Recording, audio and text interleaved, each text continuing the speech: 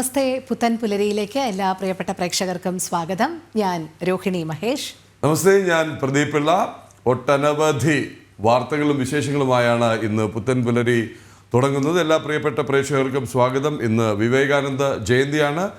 മകരവിളക്ക് തൊട്ടടുത്തെത്തി എന്ന് പ്രഖ്യാപിച്ചുകൊണ്ട് ഇന്ന് തിരുവാഭരണ ഘോഷയാത്ര പന്തളം കൊട്ടാരത്തിൽ നിന്ന് ഉച്ചയ്ക്ക് 12-ന് പുറപ്പെടും. അല്പസമയത്തിനകം തന്നെ നമുക്ക് അവിടുത്തെ കാഴ്ചകൾ കാണാം. കാര്യം രാവിലെ തൊട്ട് തന്നെ ഭക്തജനങ്ങളുടെ വലിയ തിരക്കുണ്ട്. തിരുവാഭരണം ദർശിക്കാനായി സന്നിധാനത്തേക്ക് അയ്യന് ചാർത്താനുള്ള തിരുവാഭരണം മണികണ്ഠനായി അവിടെ ഇങ്ങനെ എല്ലാ ശോഭയോടും പ്രഭയോടും കൂടി ദർശനം നൽകാനായുള്ള തിരുവാഭരണം വഹിച്ചുകൊണ്ടുള്ള ഘോഷയാത്രയാണ് ഉച്ചയ്ക്ക് പുറപ്പെടുന്നത്. ഒപ്പം അല്പം മുമ്പ് രോഹിണി പറഞ്ഞതുപോലെ തന്നെ സ്പെയ്ഡെക്സ് ദൗത്യം അതിൻ്റെ ക്ലൈമാക്സിലേക്ക് അടുക്കുകയാണ്. ബഹിരാകാശത്തെ മഹാസംഗമം എന്ന് തന്നെ നമുക്ക് പറയാവുന്ന 2 ഉപഗ്രഹങ്ങളെ കൂട്ടിയോജിപ്പിക്കുന്ന ദൗത്യമാണ് ഡോക്കിംഗ് എന്ന് പറയുന്നത്. അങ്ങനെ അവ രണ്ടും ഒന്നിച്ചായി ഒരു ഉപഗ്രഹം പോലെ സഞ്ചരിച്ചു കൊണ്ടേയിരിക്കുന്ന ലോകത്തിലെ 4ാമത്തെ രാഷ്ട്രം മാത്രം ആവുകയാണ് ഭാരതം. ഭാരതം എന്ന പേര്, ഈ സംസ്കാരം ലോകത്തിന് മുന്നിൽ ആദ്യം വിളിച്ചോതിയ സ്വാമി വിവേകാനന്ദൻ്റെ ജയന്തിയോടനുബന്ധിച്ചുള്ള ഒട്ടനവധി പരിപാടികളുണ്ട്. തിരുവനന്തപുരത്ത് ഭാരതീയ വിചാര കേന്ദ്രത്തിൻ്റെ നേതൃത്വത്തിൽ കവടിയാറിൽ വിവേകാനന്ദ സ്മൃതി മണ്ഡപത്തിൽ വിവേകാനന്ദ സ്ക്വയറിൽ പുഷ്പാർച്ചന ഉണ്ടാകും 8 മണിയോടുകൂടി. മാത്രമല്ല, നമുക്കിന്നൊരു വിശിഷ്ട അതിഥി ചേരും. പ്രജ്ഞാപ്രവാഹ് ദേശീയ സംയോജകൻ ശ്രീ ജെ നന്ദകുമാർ നമ്മോടൊപ്പം ചേരും. 7:30 ആകുമ്പോൾ സ്വാമി വിവേകാനന്ദന് ഇന്നത്തെ ഭാരതത്തിന് ഇന്നത്തെ ലോകത്തിൽ എന്താണ് പ്രസക്തി എന്നുള്ളത് ചർച്ച ചെയ്യും. ഏതായാലും അതിനു മുമ്പായി മറ്റു വാർത്തകളെല്ലാം ഒന്ന് പെട്ടെന്ന് എടുത്തു വരാം. തലക്കെട്ടുകൾ നോക്കാം. സ്പെയ്ഡെക്സ് ദൗത്യം അവസാന ഘട്ടത്തിൽ. ഡോക്കിംഗ് പരീക്ഷണത്തിന് തൊട്ടരികെ ISRO. ഉപഗ്രഹങ്ങളുടെ അകലം 15 മീറ്റർ മാത്രം. ദൃശ്യങ്ങൾ പുറത്തുവിട്ട് ISRO.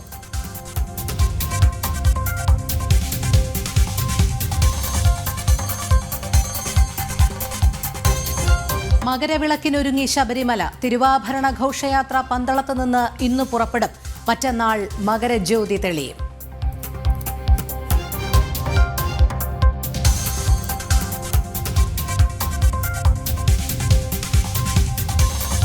പത്തനംതിട്ട പോക്സോ കേസിൽ 20 പേർ അറസ്റ്റിൽ. ഇന്ന് കൂടുതൽ അറസ്റ്റ് ഉണ്ടായേക്കും.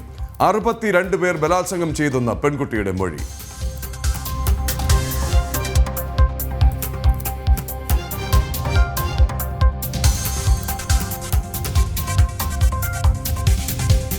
അങ്കമാലി അതിരൂപതയിലെ തർക്കങ്ങൾക്ക് പരിഹാരമില്ല. ജില്ലാ കളക്ടറുടെ അധ്യക്ഷതയിൽ ഇന്ന് മധ്യസ്ഥ ചർച്ച. Major archbishop Mar Raphael തട്ടിലും പങ്കെടുക്കും.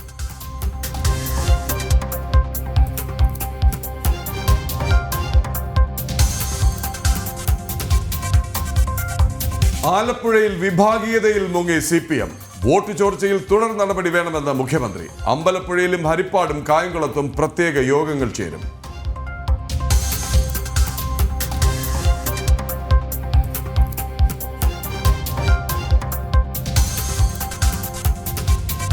സംസ്ഥാനത്ത് വേനൽക്കാല രോഗങ്ങൾ പടരുന്നു. ചിക്കൻ പോക്സും പകർച്ചപ്പനിയും വ്യാപകം. ശീതളപാനീയ വിൽപ്പനയ്ക്ക് കർശന മാർഗനിർദ്ദേശങ്ങൾ.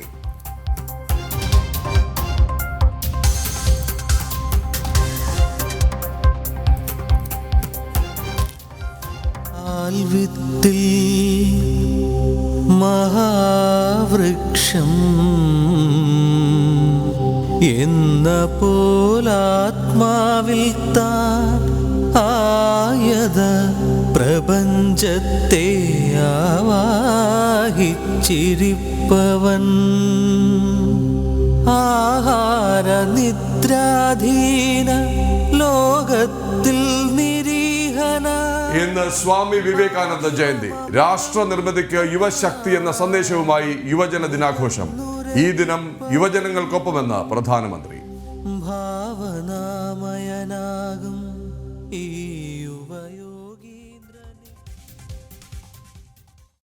അതുപോലെ നമ്മൾ ആദ്യം സന്നിധാനത്തേക്ക് വിശേഷങ്ങളിലേക്ക് തന്നെയാണ് പോകുന്നത്. ശരണമെന്തയ്യപ്പ. പവർഡ് ബൈ അഴകുള്ള മുടിക്ക് വേണം total care from AVA Kottakkal Ayurveda. ശരിയായ ആയുർവേദം, ശരിയായ ഫലപ്രാപ്തി. Co-powered by ഇനി എന്നും നിങ്ങളുടെ പ്രഭാത ഭക്ഷണം BKD സ്റ്റീം പുട്ടുപൊടി, rich and soft. Bharat Lajna multi state housing cooperative society limited, Kerala, Tamil Nadu and Pondicherry. Meralda gold, diamond, gems. ആതുര സേവന രംഗത്ത് സമർപ്പിത സേവനത്തിന്റെ 50 വർഷങ്ങൾ. Bharat in association with Makarajyothi group of companies, Pune, Maharashtra. ഇനി നമ്മുടെ വീട്ടിൽ ഉദയഭാരത് കലണ്ടർ തന്നെ. രാമരാജനറിയാം മലയാളക്കര.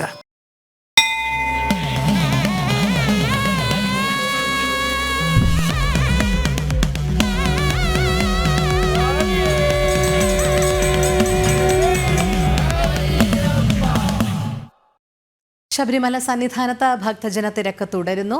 തിരുവാഭരണ ഘോഷയാത്ര പന്തളത്ത് നിന്ന് ഇന്ന് പുറപ്പെടും. പമ്പ സംഗമം ഇന്ന് നടക്കും. നഗരജ്യോതി 14-നാണ്. അവിടെ നിന്നും അഖിൽ പാലോട്ട് മഠം ചേരുന്നുണ്ട്. അഖിൽ, സ്വാമി ശരണം. എന്തായാലും മകരവിളക്കിന് ഇനി 2 ദിവസം മാത്രമാണ് അവശേഷിക്കുന്നത്. അതുകൊണ്ട് തന്നെ വലിയ രീതിയിലുള്ള ഭക്തജന തിരക്കും സന്നിധാനത്ത് അനുഭവപ്പെടുന്നുണ്ട്. അവിടെ നിന്നുള്ള വിശേഷങ്ങൾ. രോഹിണി, പ്രദീപുള്ള, സ്വാമി ശരണം. ശബരിമല സന്നിധാനത്ത് ഭക്തജന തിരക്കുണ്ട്. പക്ഷേ ഇന്നൊരു പ്രത്യേകത കൂടിയുണ്ട്. രാവിലെ വളരെ തിരക്ക് കുറഞ്ഞ ഒരു ദിവസമാണ് ഈ സീസണിൽ. മണ്ഡലകാലത്തായാലും ഈ മകരവിളക്കിന് 30-ന് നട തുറന്നപ്പോഴായാലും തിരക്ക് കുറഞ്ഞ, താരതമ്യേന തിരക്ക് കുറഞ്ഞ ഏക ദിവസം ഞാൻ കണ്ടതിൽ ഇന്ന് തന്നെയാണ്. അതിന് സാക്ഷ്യം നമുക്ക് 18-ാം പടിയാണ്. 18-ാം പടിയിൽ സ്വാമി അയ്യപ്പന്മാർ മിനിറ്റിൽ ഏകദേശം 70 മുതൽ 75ഓളം അയ്യപ്പന്മാരെ ഒരു മിനിറ്റിൽ കയറ്റി വിട്ടുകൊണ്ടിരുന്നതാണ്. അതിവേഗം കയറിവാ അയ്യപ്പ, കയറിവാ അയ്യപ്പ എന്ന വിളി മാത്രം 18-ാം പടിയിൽ കാണാനുണ്ടായിരുന്നിടത്താണ് ഇപ്പോൾ ഇവിടെ സാവധാനം ഓരോ അയ്യപ്പന്മാരും 18-ാം പടി കയറി വരുന്ന കാണുന്നത്. ഇപ്പോൾ ഈ ദൃശ്യങ്ങളിൽ കാണുന്നത് കാലുവയ്യാത്ത ഒരു വയസ്സായ ഒരു അയ്യപ്പസ്വാമിയെ പോലീസ് അയ്യപ്പന്മാരും കൂടെയുള്ള അയ്യപ്പന്മാരും ഒക്കെ തന്നെ സഹായിച്ച് 18-ാം പടി കയറ്റി ശബരിമല ദർശനത്തിലേക്ക് കൊണ്ടുപോകുന്നതാണ്. നമ്മളിപ്പോൾ ദൃശ്യങ്ങളിൽ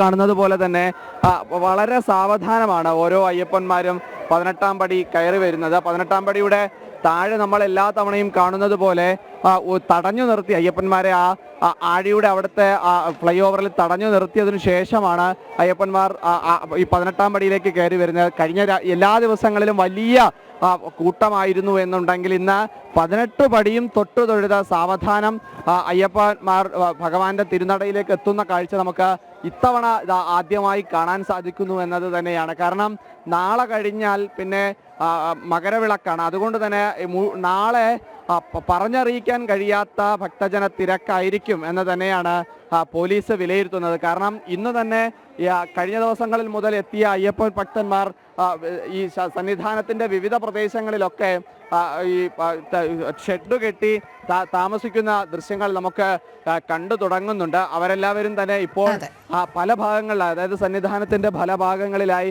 കാത്തു നിൽക്കുന്നുണ്ട്. പക്ഷേ ഫ്ലൈ ഓവറിൻ്റെ അരികിലേക്ക് വരുമ്പോൾ പോലും ഇന്നലെയൊക്കെ നമ്മൾ കാണിച്ചതാണ് ഫ്ലൈ ഓവർ മുകളിലൊക്കെ വലിയ തിരക്ക്. അതായത് ശ്രീകോവിലിന് അഖിലിലേക്ക് തിരികെ എത്താം. കാര്യം പന്തളത്ത് മനോജ് എത്തിയിട്ടുണ്ട്. അത് ഒരു കാര്യം, അവിടേക്ക് പോകണം. മറ്റൊരു കാര്യം പ്രേക്ഷകരെ അറിയിക്കാനുള്ളത്, നമ്മൾ തുടക്കത്തിൽ പറഞ്ഞ സ്പേസ് ഡോക്കിംഗ്, സ്പെയ്ഡെക്സ് എന്നുള്ള പരീക്ഷണം ഒരു സസ്പെൻസ് എന്നുള്ളൊരു അവസ്ഥയിൽ എത്തി നിൽക്കുകയാണ്.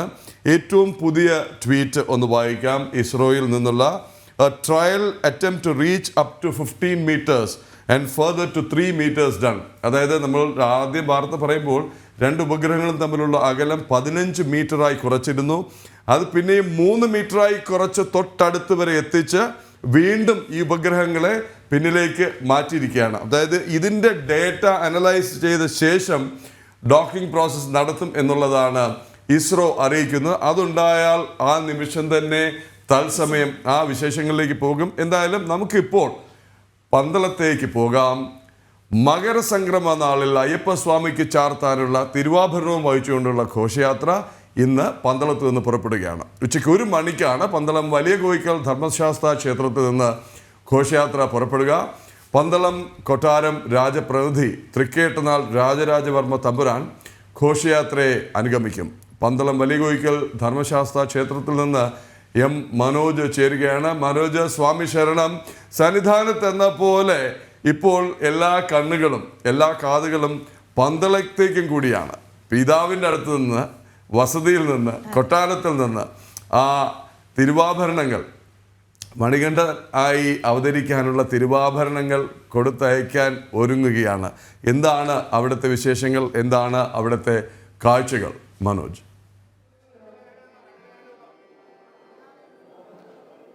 പ്രദീപിള്ള, സ്വാമി ശരണം. രാവിലെ തന്നെ വലിയ ഭക്തജന തിരക്കാണ് പന്തളം വലിയ കോയിക്കൽ ശ്രീധർമ്മ ശാസ്താ ക്ഷേത്രത്തിൽ അനുഭവപ്പെടുന്നത്. പുലർച്ചെ മുതൽ ഇവിടെ ഭക്തർ എത്തിച്ചേരുന്നുണ്ട്. പുലർച്ചെയാണ് പന്തളം ശ്രാമ്പിക്കൽ കൊട്ടാരത്തിൽ നിന്നും അവിടെ ഉള്ള സുരക്ഷിത മുറിയിൽ സൂക്ഷിച്ചിരുന്ന തിരുവാഭരണങ്ങൾ ക്ഷേത്രത്തിലേക്ക് എത്തിച്ചത്. ഇപ്പോൾ ഭക്തർക്ക് ദർശനത്തിനായി ഇവിടെ ക്ഷേത്രത്തിന് മുന്നിൽ തിരുവാഭരണങ്ങൾ തുറന്നു തന്നെ വെച്ചിട്ടുണ്ട്. അത് ദർശിക്കാനായാണ് നിരവധി ഭക്തജനങ്ങൾ ഇങ്ങോട്ടേക്ക് എത്തുന്നത്. 12 മണിവരെയാണ് ദർശനം ഒരുക്കിയിട്ടുള്ളത്. അതിനുശേഷം മറ്റ് ചടങ്ങുകളോടെ 1 മണിക്ക് ഇവിടെ നിന്നും പേടകങ്ങളിലാക്കിയ ശേഷം തിരുവാഭരണം ശബരിമലയിലേക്ക് കൊണ്ടുപോകും. അങ്ങനെ ഓരോ ദിവസവും യാത്ര ചെയ്ത് കാൽനടയായി അങ്ങനെ തിരുവാഭരണം ശബരിമലയിലേക്ക് എത്തും. ശബരീശ വിഗ്രഹത്തിൽ ചാർത്താനുള്ള ആ തിരുവാഭരണം ദർശിക്കുവാൻ ഭക്തിയോടെ തന്നെ ഓരോരുത്തരും അങ്ങനെ എത്തിക്കൊണ്ടിരിക്കുന്ന ദൃശ്യങ്ങളാണ്. എന്തായാലും മറ്റ് ചടങ്ങുകളൊക്കെ ഉണ്ട്. രാവിലെ തന്നെ അതിൻ്റെ മറ്റ് ഒരുക്കങ്ങളൊക്കെ തന്നെ നടന്നിരുന്നു. എന്തായാലും ഇപ്പോൾ ഈ ഒരു സമയത്ത് നമുക്ക് കാണാൻ സാധിക്കുന്നത് ഭക്തജനങ്ങളെയാണ്, ഇവിടേക്ക് എത്തിക്കൊണ്ടിരിക്കുന്നവരെയാണ്. 28 പേരടങ്ങുന്ന സംഘമാണ് ഈ പേടകങ്ങൾ വഹിച്ചുകൊണ്ട് പോകുന്നത്. അതിനെ നയിച്ചു കൊണ്ടുപോകുന്നത് രാജപ്രതിനിധിയായിട്ടുള്ള തൃക്കേട്ടനാൾ രാജരാജവർമ്മയാണ്.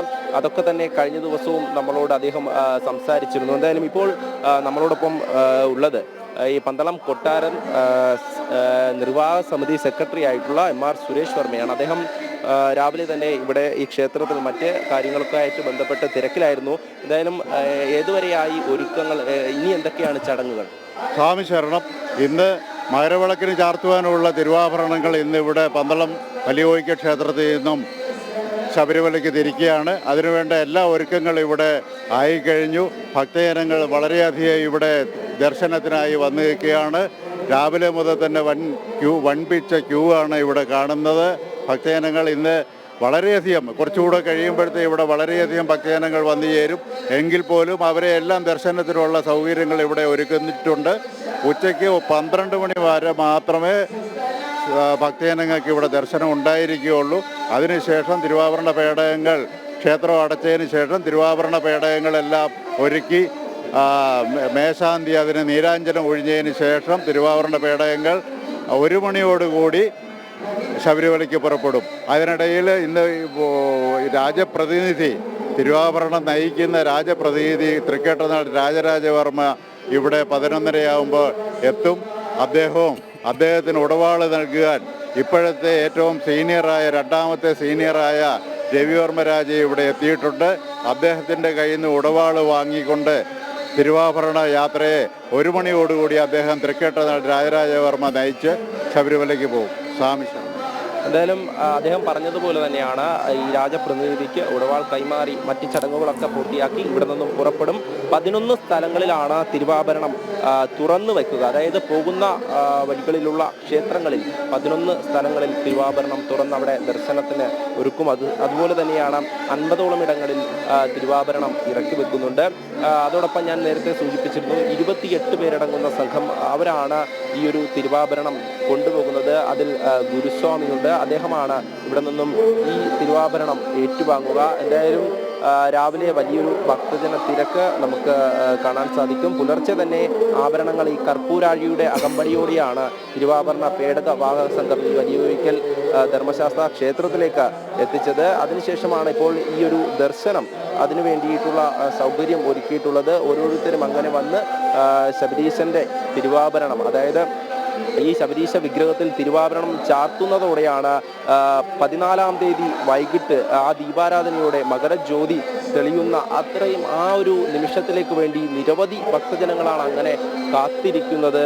മകരവിളക്കിന് വേണ്ടി ശബരിമലയിലേക്ക് എത്തുന്ന ഭക്തജനങ്ങളൊക്കെ അങ്ങനെ കാത്തിരിക്കുകയാണ്. തിരുവാഭരണം ശബരിമലയിലേക്ക് എത്തേണ്ടതുണ്ട്. ഇതിൽ തന്നെ ആദ്യ ദിവസം, അതായത് ഈ പരമ്പരാഗത തിരുവാഭരണ പാതയിലൂടെ മണികണ്ഠൻ ആൽത്തറയിലാണ് ആദ്യം എത്തുന്നത്. നടത്തുന്നത്. അതിനുശേഷം കുളനട, ഉള്ളന്നൂർ, കുറിയാനപ്പള്ളി, കിടങ്ങന്നൂർ, ആറന്മുള വഴി അയിരൂർ പുതിയകാവ് ക്ഷേത്രത്തിലെത്തുന്ന സംഘം ആദ്യ ദിവസം അവിടെയാണ് വിശ്രമിക്കുക. രണ്ടാം ദിവസം പെരിനാട് വഴി ലാഹ വനംവകുപ്പിന്റെ അവിടെയുള്ള സത്രത്തിലേക്ക് ഈ സംഘം എത്തും.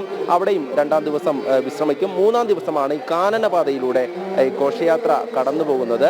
പ്ലാപ്പള്ളിയിൽ നിന്നും അട്ടത്തോട് വഴി വലിയാനവട്ടവും ചെറിയാനവട്ടവും ഒക്കെ കടന്ന് വൈകുന്നേരത്തോടെയാണ് സംഘം ശബരിമലയിലെത്തുക. തിരുവാഭരണങ്ങൾ ശബരീശ വിഗ്രഹത്തിൽ ചാർത്തി ദീപാരാധന നടത്തും. പിന്നാലെ തന്നെ പൊന്നമ്പലമേട്ടിൽ ആ സമയത്ത് തന്നെ മകരജ്യോതി തെളിയുമെന്നാണ്. എന്തായാലും ഘോഷയാത്രയ്ക്കൊപ്പം യാത്ര തിരിക്കുന്ന ഈ രാജപ്രതിനിധിയുണ്ട്. അദ്ദേഹം തന്നെയാണ് ഇത് നയിച്ചുകൊണ്ട് മുന്നോട്ട് പോകുന്നത്. അതോടൊപ്പം തന്നെ ഈ തിരുവാഭരണ പാതയിൽ വിവിധ ക്ഷേത്രങ്ങളും സംഘടനകളും കുടുംബങ്ങളും നാട്ടുകാരും ഒക്കെ തന്നെ സ്വീകരണങ്ങൾ ഒരുക്കുന്നുണ്ട്. ഈ ഘോഷയാത്ര കടന്നു പോകുന്ന എല്ലാ സ്ഥലങ്ങളിലും സ്വീകരണത്തിലുള്ള ഇതിൽ ഏറ്റവും ശ്രദ്ധേയം അല്ലെങ്കിൽ അപൂർവങ്ങളിൽ അപൂർവം എന്ന് പറയാവുന്നത് അവസാന ഘട്ടമാണ് അല്ലെ യാത്രയുടെ. അതായത് കാനനപാതയിലൂടെ മാത്രമുള്ള ഒരു യാത്ര. ഏതാനും ഒരുപക്ഷെ ഈ സംഘവും അതിനൊപ്പമുള്ള പോലീസും ഏതാനും ഭക്തജനങ്ങളും മാത്രം അനുഭവിച്ചറിയുന്ന ആ ഒരു അനുഭൂതി അല്ലേ?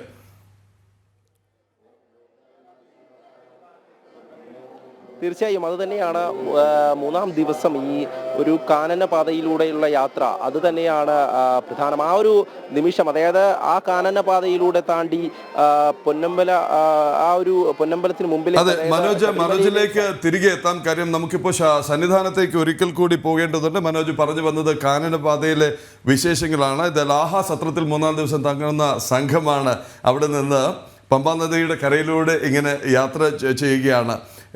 ഇത് പിന്നെ നമ്മുടെ മനോജ് പറയാൻ ശ്രമിച്ചത് ഇതിൻ്റെ ഒരു റൂട്ടാണ്. അതായത് അട്ടത്തോടുന്ന് പൂർണ്ണമായും വനത്തിലേക്ക് കടക്കുകയാണ്. പമ്പാ നദിയുടെ കരയിലൂടെ യാത്ര ചെയ്ത് വയറ്റുകണ്ണി പാറയിൽ നിന്ന് വീണ്ടും ഒരിക്കൽ കൂടി പമ്പാ നദി മുറിച്ച് കിടന്നു. ഒരുപക്ഷെ ഇതൊക്കെ ഒരു സാധാരണ സ്വാമിക്ക്, ഒരു സാധാരണ ഭക്തന് ലഭിക്കാത്ത അല്ലെങ്കിൽ ഒരിക്കലും കാണാൻ പോലും കഴിയാത്ത വഴിയിൽ കൂടിയാണ് മനോജ് പറഞ്ഞ പോലെ ചെറിയാനവട്ടത്തു നിന്ന് നീലിമലയിലേക്കും 14-ന് വൈകിട്ട് എല്ലാ കണ്ണുകളും സന്നിധാനത്ത് അങ്ങനെ നിൽക്കുമ്പോൾ 5 മണിയോടെ മരക്കൂട്ടത്തും 6 മണിയോടെ ശരംകുത്തിയിൽ എത്തുന്ന തിരുവാഭരണ പെട്ടികളാണ് 6:30 എത്തുന്നതും. അതിൻ്റെ ഒരു പരിസമാപ്തി അല്ലെങ്കിൽ ഉച്ചസ്ഥായി എന്ന് പറയുന്ന രീതിയിൽ കൃഷ്ണപരന്തിനെ സാക്ഷി നിർത്തി 18-ാം പടി കയറി സ്വാമിക്ക് തിരുവാഭരണം ചാർത്തുന്നത്. നമുക്ക് സന്നിധാനത്തെ ഒരു വിശേഷം കൂടി ഒന്ന് കാണാം. അതെ, ശബരിമലയിൽ ദർശനം നടത്തി ഹൈക്കോടതി ജഡ്ജി ദേവൻ രാമചന്ദ്രൻ കുടുംബസമേതമാണ് അദ്ദേഹം ദർശനത്തിനെത്തിയത്. ദർശനം നടത്താൻ സാധിച്ചതിൽ സന്തോഷമെന്ന് അദ്ദേഹം പ്രതികരിച്ചു.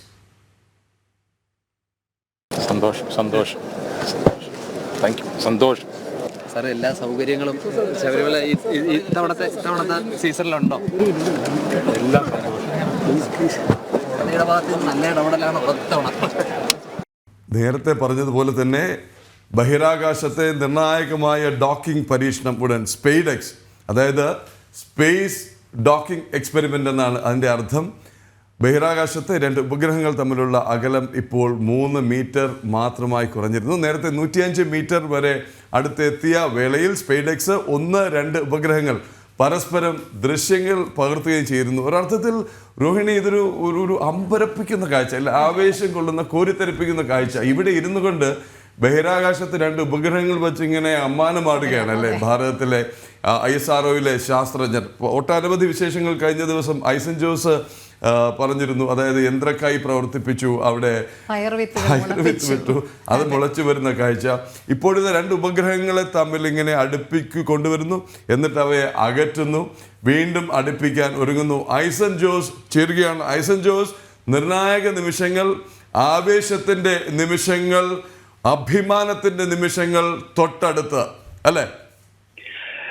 തീർച്ചയായും പ്രദീപ്, അഭിമാനത്തിന്റെ നിമിഷം തന്നെയാണ് തൊട്ടടുത്ത് എത്തിയിരിക്കുന്നത് എന്നതൊരു യാഥാർത്ഥ്യം തന്നെയാണ്. നമുക്കറിയാവുന്നതാണ്, ഈ 3 മീറ്റർ എന്ന് പറയുന്നത് ഏറ്റവും നിർണായകമായ ഒരു സാങ്കേതികമായ ഒരു പ്രത്യേകത കൂടിയാണ്. നമുക്കറിയാം നേരത്തെ, അതായത് ഈ 2 സാറ്റലൈറ്റുകൾ തമ്മിൽ നമുക്ക് നേരത്തെ സൂചിപ്പിച്ചതുപോലെ സ്പേഡെക്സ് പരീക്ഷണത്തിൽ സ്പേഡെക്സ് 1, സ്പേഡെക്സ് 2 എന്ന് പറയുന്ന 2 ഉപഗ്രഹങ്ങളാണുള്ളത്. ഈ 2 ഉപഗ്രഹങ്ങളും ഒരുപോലുള്ള ഉപഗ്രഹങ്ങളാണ്, ഒരേ രീതിയിലുള്ള സമാനമായ ഉപഗ്രഹങ്ങൾ തന്നെയാണ്. എങ്കിലും ഒന്ന് ടാർഗറ്റും, അതായത് ഒന്നൊരു ടാർഗറ്റായും ഒന്നൊരു അതിനെ പിന്തുടരുന്ന ചേസറുമായ സമയമാണ് പ്രവർത്തിക്കുക ഈ ഡോക്കിംഗ് പരീക്ഷണ വേളയിൽ. ഈ ഡോക്കിംഗ് പരീക്ഷണ വേളയിൽ ചേസറായി പ്രവർത്തിക്കുന്ന ഈ രണ്ടാമത്തെ ഉപഗ്രഹം ആദ്യത്തെ ഉപഗ്രഹത്തിൽ മാതൃപേടകത്തിൽ ചെന്ന് ചേരുന്ന ആ ഒരു സംവിധാനത്തെയാണ് ഡോക്കിംഗ് എന്ന് നമുക്ക് പറയാൻ സാധിക്കുന്നത്, ഡോക്കിംഗ് എന്ന് വിശേഷിപ്പിക്കുന്നത്.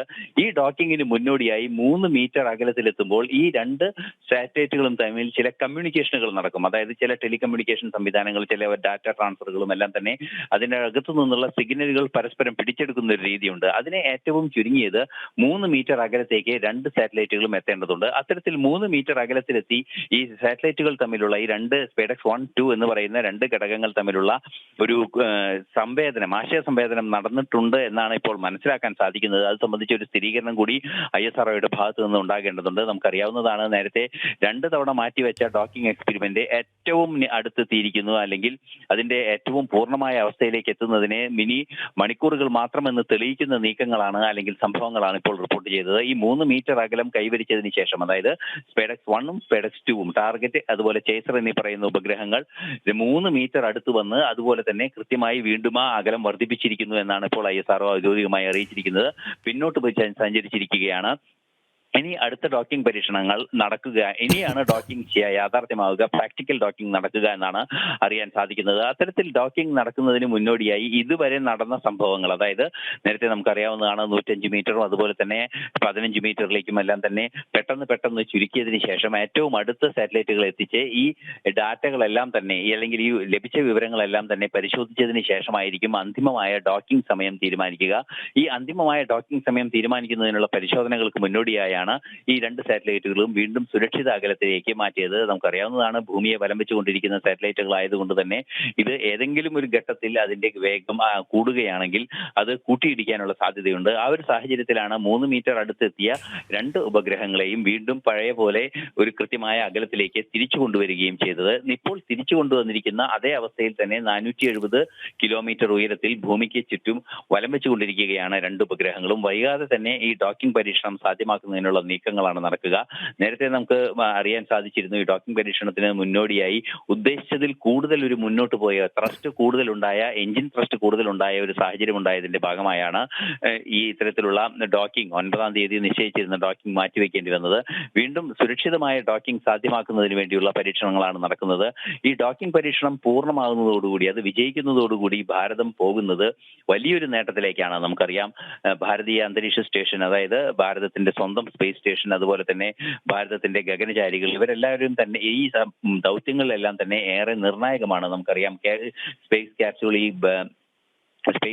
ക്യാപ്സ്യൂൾ ഇത്തരത്തിലുള്ള ബഹിരാകാശ നിലയങ്ങളിൽ ഘടിപ്പിക്കുന്നത് ഈ ഡോക്കിംഗ് സംവിധാനത്തിന്റെ സമാനമായ രീതിയിലാണ്. അതുപോലെ തന്നെ ഈ ബഹിരാകാശ നിലയം നിർമ്മിക്കുന്നതിന് വേണ്ടിയുള്ള ഘടകങ്ങളെല്ലാം തന്നെ പല ഘടകങ്ങളായി പലയിടങ്ങളിൽ നിന്നാണ് ബഹിരാകാശത്തേക്ക് ലോഞ്ച് ചെയ്യുക. ഇവയെല്ലാം കൂട്ടിച്ചേർക്കുന്ന ആ ഒരു ദൗത്യത്തിലും ഏറെ പ്രാധാന്യമുണ്ട്. ഈ പരീക്ഷണത്തിന് നിർണായകവും ഏറ്റവും പ്രാധാന്യമുള്ളതും അതുപോലെ തന്നെ ഏറ്റവും വലിയ എക്സ്പെർട്ടൈസ് ആവശ്യമുള്ളതുമായ ഒരു പരീക്ഷണമാണ് ഇന്ത്യൻ ടെലിമെട്രി. അതായത് കാലങ്ങളായി ഭാരതത്തിന്റെ ആ ടെലിമെട്രി സിസ്റ്റത്തിന്റെ, ഭാരതം ആർജിച്ച ടെലിമെട്രി കേപ്പബിലിറ്റികളുടെ എല്ലാം തന്നെ ഒരു ബെഞ്ച് മാർക്ക് കൂടിയാണ് ഇന്ന് 3 മീറ്റർ അടുത്തേക്ക് ഈ സാറ്റലൈറ്റുകൾ എത്തിക്കാൻ സാധിച്ചു എന്നത് ഒരു വസ്തുത തന്നെയായി നിലനിൽക്കുകയാണ്. ആ ടെലിമെട്രി നേട്ടങ്ങൾ, ഭാരതത്തിന്റെ ഭൂമിയിൽ നിന്നും വിദൂര നിയന്ത്രിതമായി ഇത്തരം സാറ്റലൈറ്റുകളെ നിയന്ത്രിക്കുന്നതിനുള്ള സംവിധാനം ആർജിച്ചതിന്റെ ഒരു ബെഞ്ച് മാർക്ക് കൂടിയാണ് ഈ 3 മീറ്റർ അടുത്തേക്ക് 2 സാറ്റലൈറ്റുകളും എത്തിക്കാൻ സാധിച്ചത്.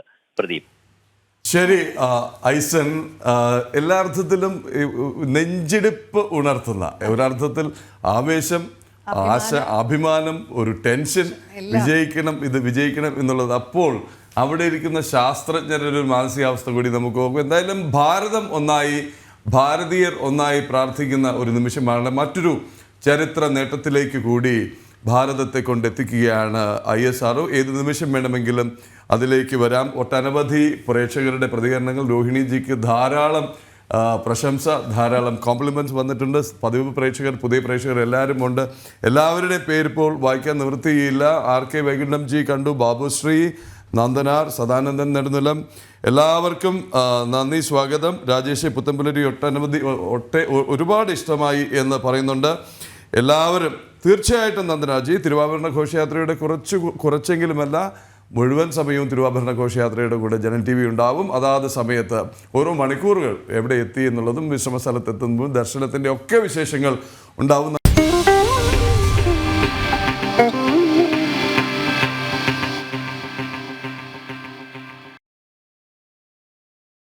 വിവേകാനന്ദന്റെ ജന്മദിന ആഘോഷത്തിലാണ് രാജ്യം. രാഷ്ട്ര നിർമ്മിതിക്ക് യുവശക്തി എന്ന സന്ദേശവുമായാണ് ഇക്കുറി യുവജനദിനം ആഘോഷിക്കുന്നത്.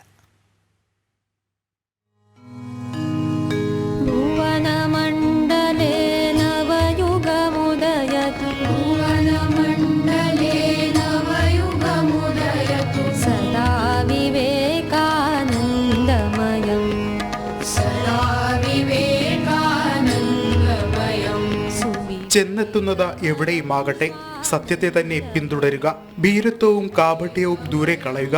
ഭാരതത്തിലെ യുവത്വത്തിന് ശക്തി പകർന്ന എക്കാലത്തെയും മഹത് വചനങ്ങളാണ് ഇവ. അത് പകർന്നതാകട്ടെ സ്വാമി വിവേകാനന്ദൻ. നിസ്സരായ സഹജീവികളെ ഓർത്ത് കണ്ണീരൊഴുക്കിയ മനുഷ്യസ്നേഹി, നിസ്സംഗ മനസ്സുകളോട് ഉയർത്തെഴുന്നേൽക്കാൻ കൽപ്പിച്ച വിപ്ലവകാരി, നവഭാരതത്തിന്റെ ആത്മീയ ആചാര്യൻ, വിശ്വമാനവികതയുടെ ആൾരൂപം. ഇതിനെല്ലാം ഒറ്റ ഉത്തരമേയുള്ളൂ, അതാണ് സ്വാമി വിവേകാനന്ദൻ. 1863 കൊൽക്കത്തയിലാണ് ജനനം. നരേന്ദ്രനാഥ് ദത്ത എന്നാണ് ആദ്യ നാമം. വിദ്യാഭ്യാസ ജീവിതത്തിന് ശേഷം ശ്രീരാമകൃഷ്ണ പരമഹംസന്റെ ശിഷ്യനായി ആത്മീയ പാതയിലേക്ക് തിരിഞ്ഞു.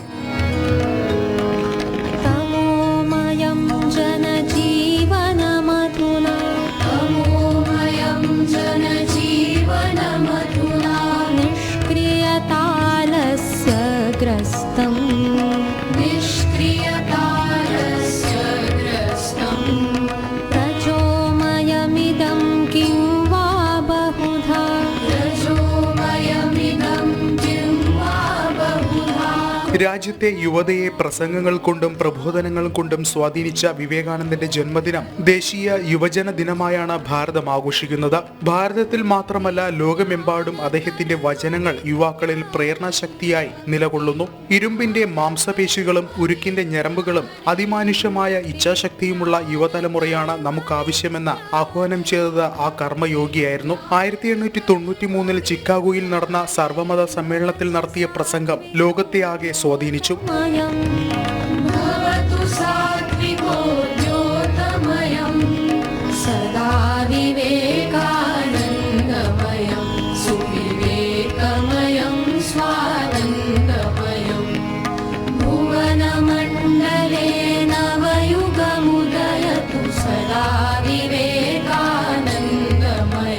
യുവാക്കളെ മാറ്റത്തിന്റെ വാഹകരായി കണ്ടുകൊണ്ടാണ് സ്വാമിജി എക്കാലവും സംസാരിച്ചത്. ആധുനിക ഭാരതത്തിന്റെ മനസ്സിനെ ഒരു നൂറ്റാണ്ടിലേറെയായി സ്വാധീനിച്ചുകൊണ്ടിരിക്കുന്ന ഏറ്റവും വലിയ പ്രേരണാശക്തിയും സ്വാമി വിവേകാനന്ദൻ തന്നെയാണ്. 1902 ജൂലൈ 4 അദ്ദേഹം കർമ്മലോകത്തോട് വിട പറയുന്നത്. 1984 വിവേകാനന്ദ സ്വാമിയുടെ തത്വങ്ങളും ആശയങ്ങളും ഭാരതീയ യുവത്വത്തിന് പ്രചോദനമാണെന്ന് ചൂണ്ടിക്കാട്ടി കേന്ദ്ര സർക്കാർ സ്വാമിജിയുടെ ജന്മദിനം യുവജന ദിനമായി ആചരിക്കാൻ തീരുമാനിച്ചത്. രാഷ്ട്ര നിർമ്മിതിക്ക് യുവശക്തി എന്ന സന്ദേശവുമായാണ് ഇക്കുറി യുവജന ദിനം ആഘോഷിക്കുന്നത്. ന്യൂസ് ഡെസ്ക് ജനം. ഭാരതത്തിന്റെ യുവശക്തി എന്ന് പറയുമ്പോൾ അതിന്റെ പ്രതീകം മറ്റൊന്നല്ല. നമ്മോടൊപ്പം നേരത്തെ പറഞ്ഞ പോലെ തന്നെ ഡൽഹിയിൽ നിന്ന് ശ്രീ ജെ നന്ദകുമാർ ചേരുകയാണ്, പ്രജ്ഞാപ്രവാഹ് ദേശീയ സംയോജകൻ. നന്ദേട്ട, നമസ്തേ, സ്വാഗതം. അഭിമാനത്തിന്റെ നിമിഷമാണ്. ഏത് നിമിഷം വേണമെങ്കിലും ബഹിരാകാശത്തു നിന്ന് ആ വാർത്ത എത്താം. 2 ഉപഗ്രഹങ്ങൾ തമ്മിൽ സംഗമിക്കുന്ന ആ ഡോക്കിംഗ് എക്സസൈസ് ഒരുപക്ഷെ നിമിഷങ്ങൾ, മിനിറ്റുകൾ, മണിക്കൂറുകൾ മാത്രം അകലെ. ഈ ദിനത്തിൽ തന്നെ അത് സംഭവിക്കട്ടെ. ഇന്ന് വിവേകാനന്ദ ജയന്തി ദിനത്തിൽ അങ്ങയോട് ആദ്യമായി ചോദിക്കാനുള്ളത് ഇന്ന് ഭാരതത്തിന്, ലോകത്തിന് ആരാണ് സ്വാമി വിവേകാനന്ദൻ?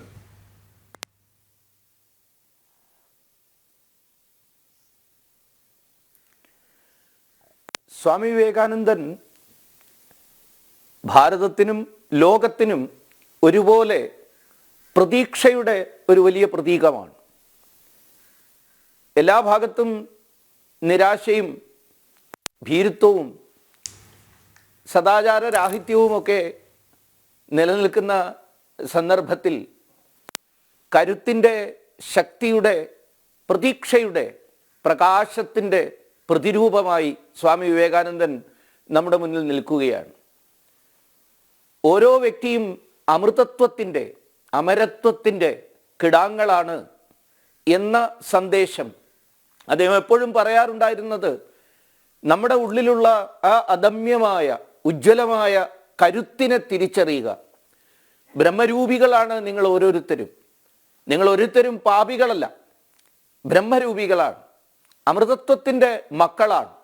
അത് തിരിച്ചറിഞ്ഞുകൊണ്ട് അതനുസരിച്ച് ജീവിച്ച് മുന്നോട്ട് പോകാൻ നിങ്ങൾക്ക് ഓരോരുത്തർക്കും കഴിയണം എന്ന് ലോക യുവതയോട് സന്ദേശം നൽകിയ മഹാനുഭാവനായിരുന്നു സ്വാമി വിവേകാനന്ദൻ.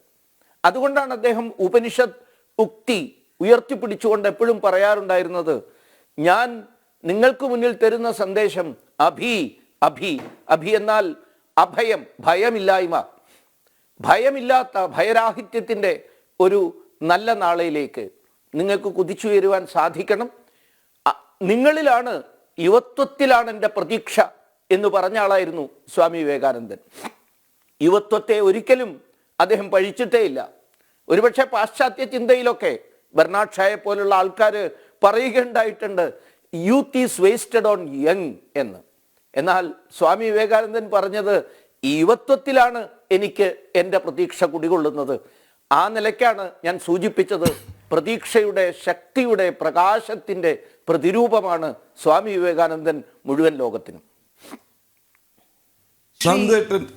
അതെ, ശ്രീ നന്ദകുമാർ, രാഷ്ട്ര പുനർനിർമ്മാണത്തിലും അതോടൊപ്പം തന്നെ ഭരണതലത്തിലും വികസന പ്രവർത്തനങ്ങളിലും ഒക്കെ യുവാക്കൾ അവരുടേതായ പങ്ക് വഹിക്കണം, അല്ലെങ്കിൽ യുവാക്കൾക്കാണ് അവരുടെ പങ്ക് വഹിക്കാൻ സാധിക്കുക എന്ന് കാലങ്ങൾക്ക് മുൻപ് തന്നെ വിവേകാനന്ദൻ പറഞ്ഞു വയ്ക്കുമ്പോൾ ഇന്നത്തെ ലോകം നേരിടുന്ന, യുവജനത നേരിടുന്ന ധാരാളം വെല്ലുവിളികളുണ്ട്. ആരോഗ്യമുള്ള ശരീരവും ആരോഗ്യമുള്ള മനസ്സും അത് കാലങ്ങൾക്ക് മുൻപേ തന്നെ വിവേകാനന്ദൻ പറഞ്ഞു വയ്ക്കുകയാണ്. അതുകൊണ്ട് ഇന്നത്തെ കാലത്തിൻ്റെ ഏറ്റവും അനിവാര്യമായ ഘടകവും പ്രസക്തിയും വിവേകാനന്ദൻ്റെ വാക്കുകളിലൂടെ നമുക്ക് എങ്ങനെ മനസ്സിലാക്കാം?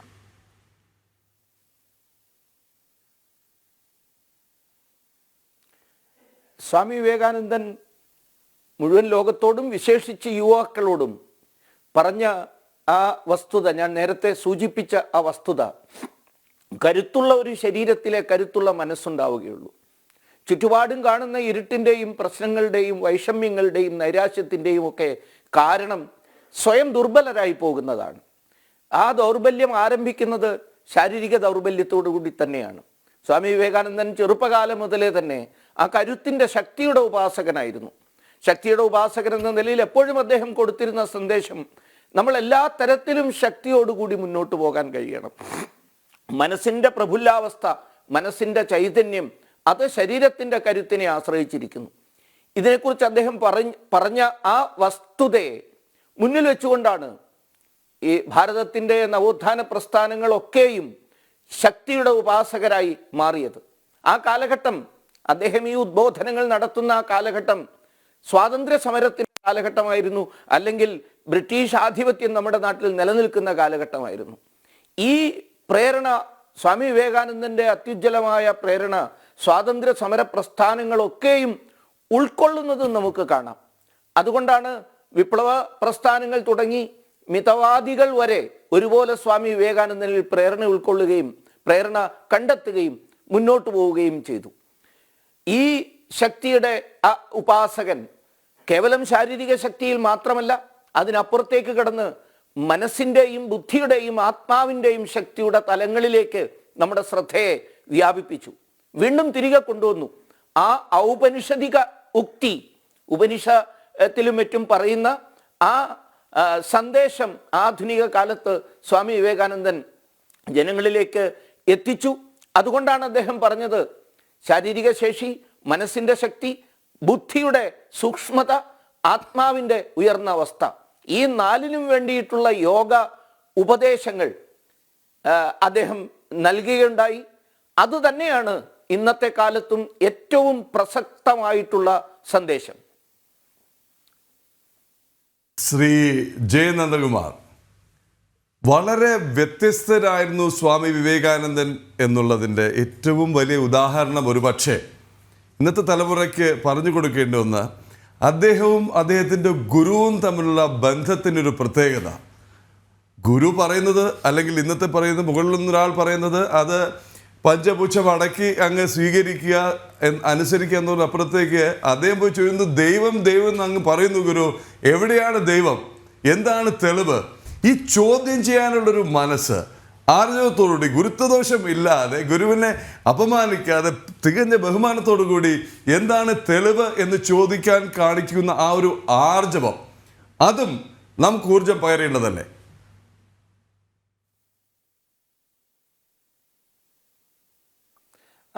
ഇന്നത്തെ യുവത്വത്തിന് ഏറ്റവും ആവശ്യമുള്ള ഒന്നാണ്. ഒറ്റയ്ക്കാണെങ്കിലും, ഇന്ന് ഒരു കൂട്ടമാണെങ്കിൽ ചോദ്യം ചെയ്യലൊക്കെ നടത്തുന്നുണ്ട്. അത് നമ്മൾ തെരുവിലൊക്കെ കാണുന്നുണ്ട്. വലിയൊരു കൂട്ടമായി വന്നിട്ട് നിസ്സഹായരായിട്ടുള്ള ജനങ്ങളെ ആക്രമിക്കുന്ന കൂട്ടങ്ങളെ കാണാറുണ്ട്. അങ്ങനെ കൂട്ടമാകുമ്പോഴല്ല, ഒറ്റയ്ക്കൊരു സിംഹത്തെ പോലെ ഏതൊരു വെല്ലുവിളിയെയും നേരിടാനുള്ള കരുത്തുണ്ടാവുക, അതൊരു പ്രധാനപ്പെട്ട കാര്യമാണ്. നരേന്ദ്രൻ പിന്നീട് സ്വാമി വിവേകാനന്ദൻ ആകുന്നതിന് മുമ്പ് ഒരു ഭൗതിക വിദ്യാർത്ഥിയായിരുന്നു, ഭൗതികശാസ്ത്ര വിദ്യാർത്ഥിയായിരുന്നു. അതുകൊണ്ട് തന്നെ അദ്ദേഹം എപ്പോഴും യുക്തിയുടെ മാർഗത്തിലൂടെയാണ് കാര്യങ്ങളെ നിശ്ചയിച്ചിരുന്നത്, മനസ്സിലാക്കിയിരുന്നത്. ഈശ്വരനെ തേടിയുള്ള അദ്ദേഹത്തിൻ്റെ യാത്ര അനേകം ഗുരുക്കന്മാരുടെ സവിധത്തിലേക്ക് പോയിക്കൊണ്ടുള്ളതായിരുന്നു. അനേകം ഗുരുക്കന്മാരെ അദ്ദേഹം കണ്ടിരുന്നു. എല്ലാവരെയും കണ്ട കൂട്ടത്തിൽ ഓരോ മഹർഷിയെയും സന്യാസിയെയും ഒക്കെ കണ്ട് ഇതേ ചോദ്യം ചോദിച്ചപ്പോൾ അവര് ഈശ്വരൻ ഉണ്ടെന്ന് പറയാനല്ലാതെ അതിനപ്പുറത്തേക്ക് കടന്ന് അതിന് തെളിവ് ഹാജരാക്കാനുള്ള കരുത്തുള്ളവരായിരുന്നില്ല പലരും. അവസാനം മഹർഷി ദേവേന്ദ്രനാഥ ടാഗോറിനെ കണ്ടു. രവീന്ദ്രനാഥ് ടാഗോറിൻ്റെ അച്ഛൻ ആ മഹർഷി ദേവേന്ദ്രനാഥ ടാഗോറിനോടും ഇതേ ചോദ്യം ചോദിച്ചു. അദ്ദേഹവും പറഞ്ഞു ഉണ്ട്. പിന്നീട് ടാഗോർ പറഞ്ഞത്, മഹർഷി ദേവേന്ദ്രനാഥ് ടാഗോർ പറഞ്ഞത്, മോനെ, നിന്റെ കണ്ണുകൾ അത്യുജ്വലങ്ങളാണ്, ഇത് കാണാൻ പോകുന്ന കണ്ണാണ് നിനക്കുള്ളത് എന്ന് അദ്ദേഹം പറഞ്ഞു. പിന്നീടാണ് ഒരിക്കൽ ക്ലാസ്സിൽ വെച്ചിട്ട് ട്രാൻസ് എന്ന് പറയുന്ന ഒരു പദത്തെക്കുറിച്ചുള്ള ചർച്ച ഇംഗ്ലീഷ് അധ്യാപകൻ നടത്തുമ്പോൾ, ട്രാൻസ് അതീന്ദ്രിയാവസ്ഥ എന്നൊരവസ്ഥയുണ്ടോ, പഞ്ചേന്ദ്രിയങ്ങൾക്കപ്പുറത്തൊരു അനുഭൂതിയുടെ അനുഭവത്തിൻ്റെ ഒരു മേഖലയുണ്ടോ എന്ന നരേന്ദ്രന്റെ ചോദ്യം, അധ്യാപകനോടുള്ള ചോദ്യം. ആ അധ്യാപകൻ പറഞ്ഞു, അങ്ങനെ ഒരു അവസ്ഥയുണ്ട്, അത് നിനക്ക് മനസ്സിലാക്കിച്ചു തരാൻ പോകുന്ന ഒരു വ്യക്തിത്വം ഈ കൊൽക്കത്ത മഹാനഗരത്തിൽ തന്നെ ഉണ്ട്, അവിടെ പോയി കണ്ടുകൊള്ളുക എന്ന് പറഞ്ഞു. അങ്ങനെയാണ് സ്വാമിജി രാമകൃഷ്ണ പരമഹംസരെ കാണുന്നതും. കണ്ട മാത്രയിൽ തന്നെ ഈ ചോദ്യങ്ങളുടെ ശരങ്ങൾ പരമഹംസരുടെ നേർക്ക് ഉതിർക്കുന്നു. പരമഹംസർ വാത്സല്യത്തോട് പറഞ്ഞു, ഉണ്ട് മകനെ, ഈശ്വരനുണ്ട്. കണ്ടിട്ടുണ്ടോ എന്നായി ചോദ്യം. കണ്ടിട്ടുണ്ട് എന്ന് മാത്രമല്ല, നിന്നെ കാണുന്നതിൽ വ്യക്തമായി ഞാൻ ഇപ്പോഴും കണ്ടുകൊണ്ടിരിക്കുകയാണ് ആ ഈശ്വരനെ. അടുത്ത ചോദ്യമായി, അങ്ങനെ കണ്ടിട്ടുണ്ടെന്ന് പറഞ്ഞിട്ടായില്ല, എന്നെ കാണിച്ചു തരാമോ, അതാണ് അദ്ദേഹം തെളിവ് എന്ന് പ്രദീപൻ ചോദിച്ചത്, കാണിച്ചു തരാമോ എന്ന്. അപ്പോഴാണത് ആ അത്യത്ഭുതകരമായ കാര്യം സംഭവിച്ചത്. രാമകൃഷ്ണ പരമഹംസർ തൻ്റെ തർജനി നരേന്ദ്രന്റെ താഴെ ഇരുന്നിരുന്ന നരേന്ദ്രന്റെ ഭ്രൂമധ്യത്തിലേക്ക് അടുപ്പിച്ചു എന്നാണ് പറയുന്നത്. ആ സ്പർശന മാത്രയിൽ തന്നെ ഗോളഗോളാന്തരങ്ങളെ കടന്നു കറങ്ങിത്തിരിയുന്ന അനേകായിരം സൗരഗോളങ്ങളുടെ ഇടയിലൂടെ താൻ സഞ്ചരിക്കുന്നതായും അത്ഭുതകരവും വിശ്വസിക്കാനാവാത്തതുമായ ഒരനുഭൂതി ഉണ്ടാകുന്നതും ആത്മാവിൻ്റെ ഉണർച്ചയാണ് ഇവിടെ സംഭവിച്ചത്. ഞാൻ പറഞ്ഞു വരുന്നത്, ആ നിലയ്ക്ക് അന്വേഷിക്കാനും അന്വേഷിച്ചുത്തരം കണ്ടെത്താനും അത്തരമൊരു ഉത്തരം കൊടുക്കാനും പോന്ന ഒരു പാരമ്പര്യമായിരുന്നു, ഒരു ഗുരുശിഷ്യ ബന്ധമായിരുന്നു അവിടെ ഉണ്ടായത്. നരേന്ദ്രൻ വിവേകാനന്ദനായതിനു ശേഷവും ഗുരുവിനെ എന്നല്ല ആരെയും പരീക്ഷിച്ചറിയാനുള്ള ആ ശ്രമം അവസാനിപ്പിച്ചില്ല. പിന്നെയും രാമകൃഷ്ണ പരമഹംസരെ അന്ത്യകാലത്തോളം അദ്ദേഹം നിരീക്ഷിച്ചുകൊണ്ടേയിരുന്നു ഈ പറയുന്നത് സത്യമാണോ എന്നറിയാൻ. ജീവചരിത്രം പരിശോധിച്ചാൽ നമുക്കറിയാം, പരമഹംസർക്ക് ധനം എന്ന് പറയുന്നത് അദ്ദേഹത്തിന് ഒരിക്കലും സ്പർശിക്കാൻ കഴിയുന്ന ഒന്നായിരുന്നില്ല, പണം. അതറിയാൻ വേണ്ടി ഒരിക്കലൊരു നാണയം രാമകൃഷ്ണ പരമഹംസരുടെ കിടക്കയുടെ അടിയിൽ ഒളിപ്പിച്ചു വെച്ച കഥ പോലും ഉണ്ട്. എന്നിട്ട് ഒളിച്ചു നോക്കി നിന്നു എന്താണ് സംഭവിക്കുന്നതെന്ന് അറിയാൻ. പരമഹംസർ അറിയാതെ വന്നിട്ട് ആ കട്ടിലിൽ കിടന്നു. ഈ നാണയം ഒളിപ്പിച്ചു വെച്ചിട്ടുള്ള കട്ടിലിന്റെ പായയുടെ മുകളിൽ കിടന്ന മാത്രയിൽ ഒരു തീക്കനലിൽ കിടന്ന ഇതുപോലെ പരമഹംസർ പിടഞ്ഞെഴുന്നേറ്റു എന്നാ പറയുന്നത്. പിന്നീട് അവിടെ എവിടെയെല്ലാം പരതിയപ്പോൾ ഈ നാണയം കണ്ടെത്തി. ഇങ്ങനെ അനേകം പരീക്ഷണങ്ങൾ. ഇതാണ് ഒരു ഭാരതീയ യുവത്വം എന്ന് പറയുന്നത്. ഇതിനെയാണ് സ്വാമി വിവേകാനന്ദൻ പറഞ്ഞത്, നചികേതസിന്റെ ശക്തിയും ഭയരാഹിത്യവും നിങ്ങൾക്കുണ്ടാവണം. നചികേതസ് ചെന്ന് ചോദ്യം ചോദിച്ചത് സാക്ഷാൽ മരണത്തോടാണ്, അല്ലെങ്കിൽ മരണദേവനോടാണ്, യമധർമ്മരാജാവിനോടാണ്. ആ യമധർമ്മനോട് ചോദ്യം ചോദിക്കാൻ പോകുന്ന മരണവക്ത്രത്തിലേക്ക് ചെന്നും സത്യം തേടാനുള്ള കരുത്തും ധീരതയും നിങ്ങൾ ആർജിക്കൂ എന്ന സ്വാമിജി പറഞ്ഞു. അതുകൊണ്ടാണ് അദ്ദേഹത്തിന്റെ പ്രസിദ്ധമായ ഒരു കവിതയുണ്ട്. ആ പ്രസിദ്ധമായ കവിതയിൽ അദ്ദേഹം പറയുന്നത്, നിങ്ങൾ വർഷിപ്പ് ദ ടെറിബിൾ, ഏറ്റവും ഭീകരമായതിനെ ആരാധിക്കൂ. എന്താ പ്രശ്നം? Worship the death, dance with the death, dance with the destruction. ആ പ്രളയത്തോടൊപ്പം ചേർന്ന് നിന്നുകൊണ്ട് അതിനോടൊപ്പം ആനന്ദ നൃത്തമാടാൻ കഴിയുന്ന ഒരവസ്ഥയിലേക്ക് നിങ്ങൾ ഉയരണം. ഇതാണ് നമ്മുടെ ഭാരതീയ വിദ്യാസമ്പ്രദായം, ഭാരതത്തിന്റെ പാരമ്പര്യം അതുതന്നെയാണ്. ഇത് നമുക്ക് ഭഗവത്ഗീതയിൽ കാണാം, എല്ലാ ഉപനിഷത്തുകളിലും കാണാം, വിവേകാനന്ദന്റെ ഉപദേശങ്ങളിലും അദ്ദേഹത്തിന്റെ സ്വജീവിതത്തിലും ഈ ഉപാസന നമുക്ക് കാണാം. നന്ദേട്ടൻ, ഇന്ന് നാം പലവിധ ഉദ്യമങ്ങൾ കാണുന്നു, അല്ലെങ്കിൽ നവബുദ്ധിജീവികളുടെ പല ഉദ്ഘോഷണങ്ങൾ കാണുന്നു സ്ത്രീകളെ ഉദ്ധരിക്കാൻ.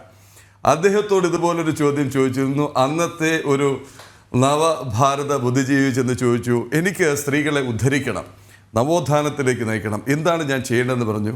അദ്ദേഹം അന്ന് പറഞ്ഞതാണ്, അങ്ങേക്കറിയാവുന്നതാണ്, അവരെ വെറുതെ വിടുക, അവർ സ്വയം ഉദ്ധരിച്ചോളും, അവർക്കറിയാം, ജസ്റ്റ് ഗിവ് ദം സ്പേസ് എന്നുള്ള. ഏത് കാലത്താണ്, ഏത് നൂറ്റാണ്ടിലാണ് ഇന്ന് ഏറ്റവും പ്രസക്തമാകുന്ന വെറുതെ അവരുടെ പുറകെ പോയി അവരെ നന്നാക്കാൻ ശ്രമിക്കേണ്ട എന്നുള്ളൊരു സന്ദേശം. നന്ദേട്ടൻ, കാലദേശത്തിനൊക്കെ അതീതം എന്ന് പറയുന്ന ഈ ഓരോ കുഞ്ഞു കുഞ്ഞു സംഭവങ്ങളും അല്ലേ?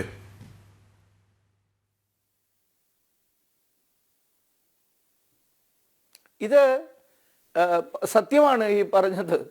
അതായത് സ്ത്രീകൾ വളരെയേറെ കഷ്ടത അനുഭവിക്കുന്നു, സ്ത്രീകൾ അവഗണന നേരിടുന്നു. ഈ അവസ്ഥയിൽ സ്ത്രീകൾ ശക്തരാവേണ്ടതല്ലേ?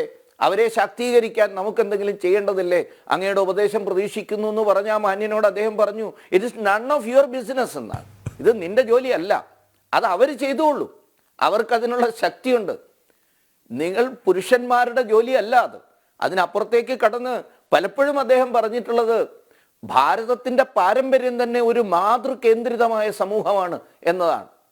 ഇത് പുരുഷ കേന്ദ്രിതമായിട്ടുള്ളതല്ല, മാതൃ, അതായത് സ്ത്രീയെ കേന്ദ്രീകരിച്ചുകൊണ്ടുള്ളതാണ് ഈ ഭാരതത്തിന്റെ പാരമ്പര്യം. അതുകൊണ്ടാണ് അദ്ദേഹം പലപ്പോഴും ഉദ്ധരിക്കാറുണ്ടായിരുന്നത്, ഈ ശിവന് പോലും ശിവത്വവും ശക്തിയും കൈവരുന്നത് ശവത്തിൽ ഇകാരം ചേരുമ്പോഴാണ്, അതല്ലെങ്കിൽ സ്ത്രീയുടെ സാമീപ്യം ഉണ്ടാവുമ്പോഴാണ്. സൗന്ദര്യലഹരിയിൽ ശങ്കരാചാര്യർ തുടങ്ങുന്നത് തന്നെ ശിവശക്തിയായുക്തോ എന്ന് പറഞ്ഞിട്ടാണ്. ശിവനും ശക്തിയും ചേരുമ്പോൾ ഈ ശക്തിയുടെ സ്പർശമില്ലെങ്കിൽ, അതായത് സ്ത്രീയുടെ, അമ്മയുടെ ആ സ്പർശനമില്ലെങ്കിൽ, സാമീപ്യമില്ല എങ്കിൽ ശിവന് പോലും ചലിക്കാനാവില്ല, ത്രിമൂർത്തികൾക്കും ചലിക്കാനാവില്ല എന്നതാണ് നമ്മുടെ വിശ്വാസം. ഇതൊന്നും അറിയാതെയാണ് ആ മാന്യൻ വിവേകാനന്ദ സ്വാമികളോട് പറഞ്ഞ് നമ്മൾ പുരുഷന്മാരെ ചേർന്ന് അവരെ സംഘടിപ്പിക്കേണ്ടതല്ലേ എന്ന്. അവർക്കതിനുള്ള ശക്തിയുണ്ട്, അവർക്കതിന് കഴിയുകയും ചെയ്യും. നിങ്ങൾ നിങ്ങളുടെ വൃത്തികെട്ട മൂക്ക് അവിടെ കൊണ്ടിടാതിരുന്നാൽ മതി എന്ന് അദ്ദേഹം പറയുകയുണ്ടായി.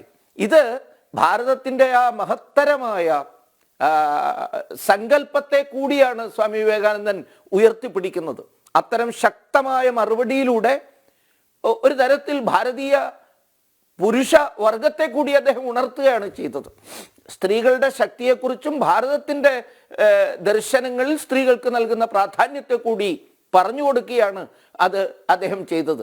ഇന്നത്തെ കാലത്ത് നേരത്തെ സൂചിപ്പിച്ചതുപോലെ ഈ നവ ബുദ്ധിജീവി വർഗം അവരെല്ലാം ഒരു പാശ്ചാത്യ കണ്ണിലൂടെയാണ് നോക്കുന്നത്, പാശ്ചാത്യ ചട്ടക്കൂടിലൂടെയാണ് എന്തിനേയും സമീപിക്കുന്നത്.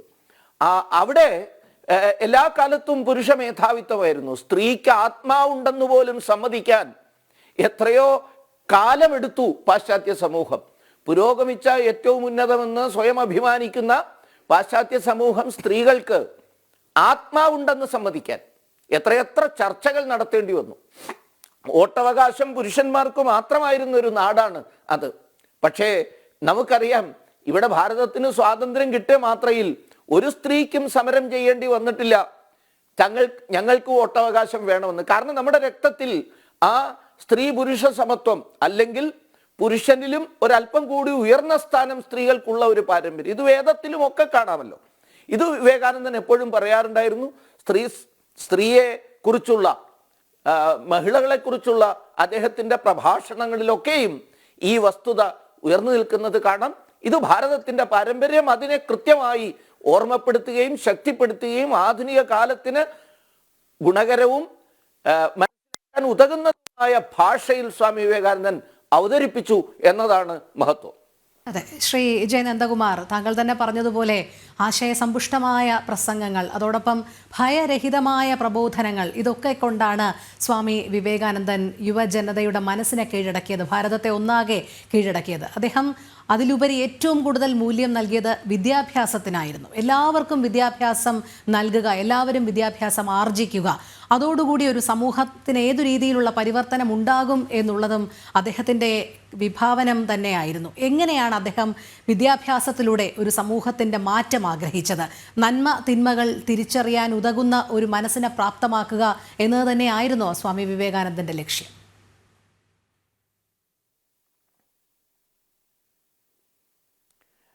സ്വാമിജിയുടെ വിദ്യാഭ്യാസ സംബന്ധിയായ സങ്കല്പത്തിലായാലും മത ആധ്യാത്മിക സംബന്ധമായ കാഴ്ചപ്പാടിലൊക്കെയും തെളിഞ്ഞു നിൽക്കുന്ന ഒരു ദർശനം, അത് അടിസ്ഥാനപരമായി ഭാരതീയ കാഴ്ചപ്പാടാണ്, ഹൈന്ദവ കാഴ്ചപ്പാടാണ് എന്ന കാര്യത്തിൽ സംശയമില്ല. പക്ഷേ ആയിരക്കണക്കിന് കാരണങ്ങൾ കൊണ്ട്, 1000 കാരണങ്ങളെ കൊണ്ട് ഈ കാഴ്ചപ്പാടിന് മങ്ങൽ ഏറ്റുപോയി. അതായത് വിദ്യാഭ്യാസം എന്താ എന്ന ചോദ്യത്തിന് സ്വാമി വിവേകാനന്ദൻ നൽകുന്ന ഉത്തരം, നമുക്ക് സ്വതവേ ഉള്ള പൂർണ്ണതയുടെ പുറത്തുവരലാണ് വിദ്യാഭ്യാസം. എന്ന് വെച്ചാൽ വിദ്യാഭ്യാസം എന്നത് പുറത്തുനിന്ന് എന്തൊക്കെയോ കാര്യങ്ങൾ കുട്ടിയുടെ ഉള്ളിലേക്ക് കൊടുക്കുന്നതല്ല. ഉള്ളിലുണ്ട് ആ പൂർണ്ണത. ആ പൂർണ്ണതയെ തിരിച്ചറിയാനുള്ള സാഹചര്യം ഉണ്ടാക്കലാണ് വിദ്യാഭ്യാസം. ഇതേപോലെ തന്നെയുള്ള ഒന്നാണ് മതത്തെക്കുറിച്ച് അദ്ദേഹം പറഞ്ഞത്. നമ്മുടെ ഉള്ളിൽ ആ ദിവ്യത്വമുണ്ട്. ആ ദിവ്യത്വത്തെ, ഈശ്വരീയത്തെ ആവിഷ്കരിക്കലാണ് മതവും ആരാധനയും എന്ന് അദ്ദേഹം പറഞ്ഞു. വിദ്യാഭ്യാസത്തെക്കുറിച്ചുള്ള ഈ കാഴ്ചപ്പാട് വയ്ക്കുന്നതോടൊപ്പം തന്നെ അതികഠിനമായ ഭാഷയിൽ നിലവിലുണ്ടായിരുന്ന പാശ്ചാത്യ വിദ്യാഭ്യാസത്തെ അദ്ദേഹം എതിർക്കുകയും ചെയ്തു. ഇന്ന് നിലനിൽക്കുന്ന വിദ്യാഭ്യാസത്തിലൂടെ സംഭവിക്കുന്നത്, ഒരു കുട്ടി വിദ്യാഭ്യാസം നേടിക്കഴിഞ്ഞാൽ ആദ്യം പഠിക്കുന്നത് അച്ഛൻ വിഡ്ഢിയാണ് എന്നാണ്. താൻ വിഡ്ഢി, അച്ഛൻ പമ്പര വിഡ്ഢി, അച്ഛൻ്റെ അച്ഛൻ ഒരു തരത്തിൽ കോവർ കഴുതയാണ് എന്ന മട്ടിലുള്ള വിദ്യാഭ്യാസമാണ് നൽകുന്നത്. ഈ പറച്ചിലിൻ്റെ ഉള്ളിലുള്ള വസ്തുത നമുക്ക് തിരിച്ചറിയാൻ കഴിയണം. ആദ്യം സ്വാമിജി പറഞ്ഞ ദിവ്യത്വം, പൂർണ്ണത എന്നൊക്കെയുള്ള ഒരു വ്യക്തിയാണ് ഞാനെന്ന് പഠിപ്പിക്കുന്നതിന് പകരം ഞാൻ പാപിയാണ്, ഞാൻ തെറ്റുകാരനാണ്, ഞാൻ അപൂർണനാണ് എന്നൊക്കെയുള്ള വിദ്യയാണ് നൽകുന്നത്. അതിലൂടെ നമ്മൾ ഉൾക്കൊള്ളുന്നത് ഞാനൊരു വിഡ്ഢിയാണ്, ഈ വിഡ്ഢിയായ എന്നെ ബുദ്ധിമാനാക്കാനാണ് ഈ വിദ്യാഭ്യാസത്തിലൂടെ ശ്രമിക്കുന്നത് എന്ന ഒരു പ്രതലത്തിൽ നിന്നുകൊണ്ടാണ് പാശ്ചാത്യ വിദ്യാഭ്യാസം മുന്നോട്ട് പോകുന്നത്. സ്വാതന്ത്ര്യ ലബ്ധിക്ക് ശേഷം നമ്മൾ പല കാലങ്ങളായി തുടർന്നു പോരുന്നതും അതേ വിദ്യാഭ്യാസ സമ്പ്രദായമാണ്. പക്ഷെ ഭാരതീയ വിദ്യാഭ്യാസ സമ്പ്രദായം എന്ന് പറയുന്നത് തുടങ്ങുന്നത് തന്നെ അമൃതസ്യ പുത്ര എന്ന് പറഞ്ഞിട്ടാണ്. അമൃതത്വത്തിന്റെ കിടാങ്ങളാണ്. അത് തിരിച്ചറിയാനാണ് വിദ്യ എന്നതാണ്. ഇപ്പോൾ താൻ വിഡ്ഢിയാണെന്ന് പറയുന്നതോടൊപ്പം തന്നെ സ്വാമിജി പരിഹാസ രൂപേണ പറയുന്നു, നമ്മുടെ പൈതൃകം, നമ്മുടെ പാരമ്പര്യവും മോശമാണ് എന്ന തരത്തിലുള്ള വിദ്യയാണ് നിലനിൽക്കുന്നത്. അതുകൊണ്ട് തന്നെ വിദ്യ നേടി പുറത്തു വരുന്ന ഒരു കുട്ടി, ഒരു തരത്തിൽ പറഞ്ഞാൽ കാണാതെ പഠിച്ചത് ചിലത് അർത്ഥമറിയാതെ ഉരുവിടുന്ന ഒരു മാംസപിണ്ഡമായി പുറത്തു വരുന്നു. ഒരു തെളിച്ചമില്ലാത്ത, ചൈതന്യമില്ലാത്ത, ജീവിതത്തിൻ്റെ വിവിധ മാനങ്ങളെക്കുറിച്ച് തിരിച്ചറിയാൻ കഴിയാത്ത ആളായിട്ട് വരുന്നു. അതുകൊണ്ട് നിലവിലുള്ള ഈ പാശ്ചാത്യ അനുകരണത്തെ മാറ്റി ഭാരതീയതയുടെ ആധാരത്തിൽ ഉറച്ചു നിന്നുകൊണ്ടുള്ള വിദ്യാഭ്യാസം വേണം എന്ന് അദ്ദേഹം പറയുകയും അതിൻ്റെ അടിസ്ഥാനത്തിലാണ് അദ്ദേഹം സ്ഥാപിച്ച മഠത്തില്, മിഷനില്, രാമകൃഷ്ണ മിഷന്റെയൊക്കെ നേതൃത്വത്തിൽ അനേകം വിദ്യാഭ്യാസ സ്ഥാപനങ്ങൾ ഈ കാഴ്ചപ്പാട് ഉൾക്കൊണ്ടുകൊണ്ട് ആരംഭിച്ചത്. അദ്ദേഹത്തിൽ നിന്ന് പ്രേരണ ഉൾക്കൊണ്ടുകൊണ്ട് ഭാരതത്തിന്റെ മഹത്വത്തിനു വേണ്ടി സ്വയം നിവേദിക്കപ്പെട്ട ഭഗിനി നിവേദിത ഈ ആശയത്തെ പെൺകുട്ടികളുടെ, സ്ത്രീകളുടെ മേഖലയിൽ അവർക്ക് വിദ്യാഭ്യാസം നൽകുന്ന കാര്യത്തിലേക്ക്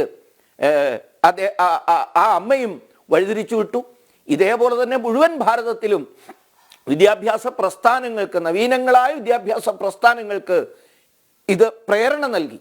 ഒരർത്ഥത്തിൽ രവീന്ദ്രനാഥ് ടാഗോർ ആരംഭിച്ച ശാന്തിനികേതന്റെ ഒക്കെ ആ സർവകലാശാലയുടെ ഒക്കെ പ്രേരണ സ്വാമി വിവേകാനന്ദനായിരുന്നു എന്ന് നമുക്ക് കാണാം.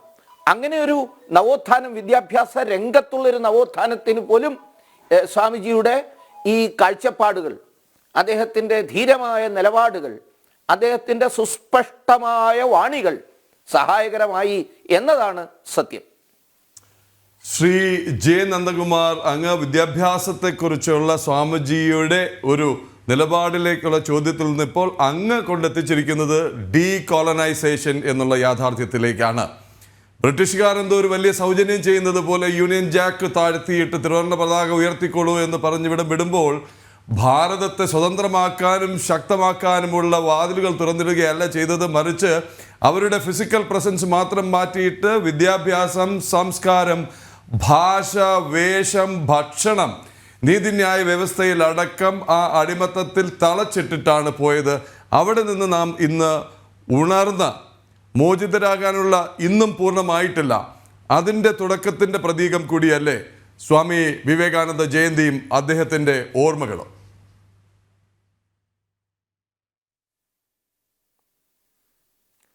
തീർച്ചയായിട്ടും സ്വാമി വിവേകാനന്ദൻ നമ്മളെ പഠിപ്പിച്ചത് ഈ അന്ധമായ അനുകരണത്തിൻ്റെ, അന്ധമായ ഒരു തരത്തിലുള്ള ഈ പിന്നാലെ പോക്ക്, എന്താ എങ്ങോട്ടേക്കാണ് പോകുന്നതെന്ന് തിരിച്ചറിയാതെ മുന്നിലുള്ളവർ നടക്കുന്ന വഴിയെ പോകുന്ന ഈ അന്ധാനുഗാമിത്വം, അത് ഉപേക്ഷിക്കണം എന്നാണ് സ്വാമി വിവേകാനന്ദൻ എപ്പോഴും പറയാറുണ്ടായിരുന്നത്.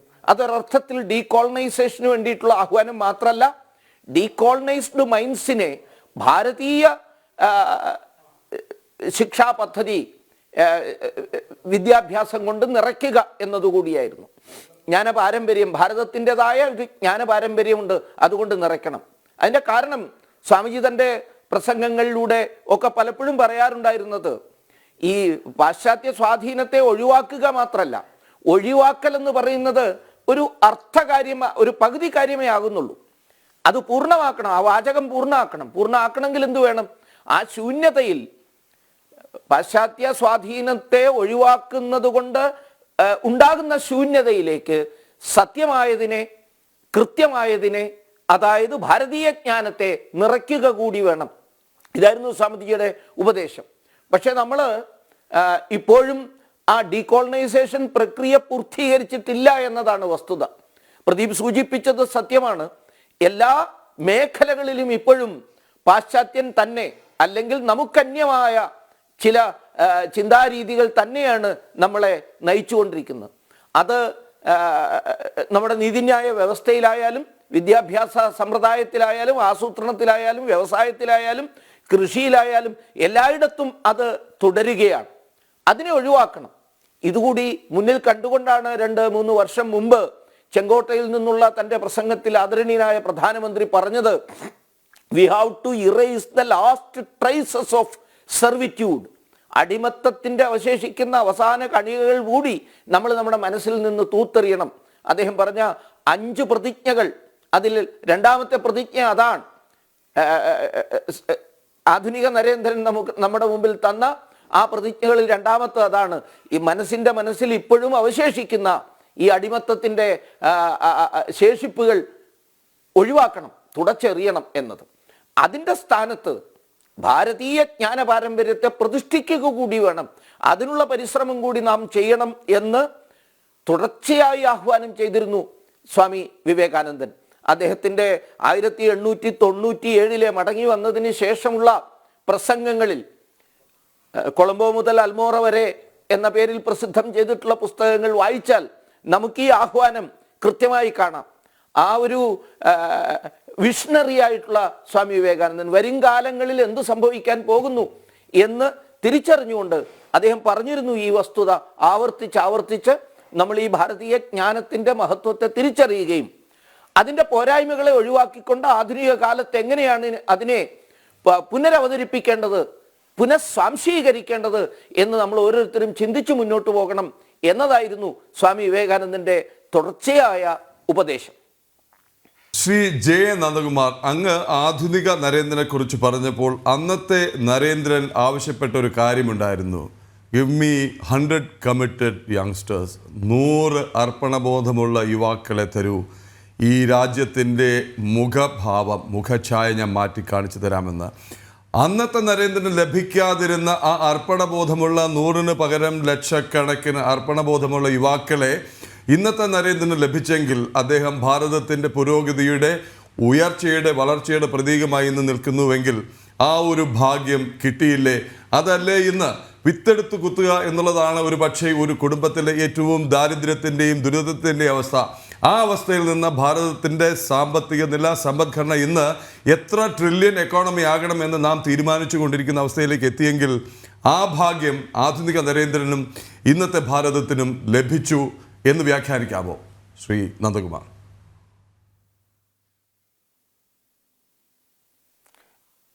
തീർച്ചയായിട്ടും ഇന്ന് നമ്മളെ നയിക്കുന്ന ആദരണീയനായ പ്രധാനമന്ത്രി നരേന്ദ്രൻ, ആ നരേന്ദ്രൻ പ്രേരണ ഉൾക്കൊണ്ടത്, ചെറുപ്പകാലം മുതലേ പ്രേരണ ഉൾക്കൊണ്ടത് നേരത്തെ പറഞ്ഞ ആ നരേന്ദ്രനെയാണ്. സിംഹവിക്രമിയായിരുന്ന, നരകേസരിയായിരുന്ന, യുവത്വത്തിൻ്റെ പ്രതീകമായിരുന്ന വിവേകാനന്ദനിൽ നിന്ന് പ്രേരണ ഉൾക്കൊണ്ടുകൊണ്ടാണ് ആധുനിക നരേന്ദ്രനായാലും ആധുനിക നരേന്ദ്രന്മാരായാലും രാഷ്ട്ര സേവനത്തിനായി സ്വയം സമർപ്പിച്ച പേരും പ്രശസ്തിയും ആഗ്രഹിക്കാത്ത ലക്ഷക്കണക്കിന് യുവാക്കൾ ഇന്ന് പ്രേരണ കാണുന്നത് സ്വാമി വിവേകാനന്ദൻ എന്ന നരോത്തമനിലായിരുന്നു. ആ യഥാർത്ഥ വാഗ്വൈഖരി ഗർജനം മുഴക്കുന്ന ആധുനിക നരസിംഹം, അതായിരുന്നു സ്വാമി വിവേകാനന്ദനെ പി കുഞ്ഞിരാമൻ നായർ വിവേകാനന്ദ പാറയിൽ എന്ന് പറയുന്ന കവിതയിൽ വിശദീകരിച്ചത്. ആ വർണ്ണനെ അവസാനിക്കുന്നിടത്ത് മഹാകവി പി പറയുന്നത്, ക്ഷണിക്കുവിൻ ആ ധീര യുവാവിനെ നിങ്ങളുടെ ജീവിത സൗധ ശിലാസ്ഥാപനത്തിന് എന്നാണ് പറയുന്നത്.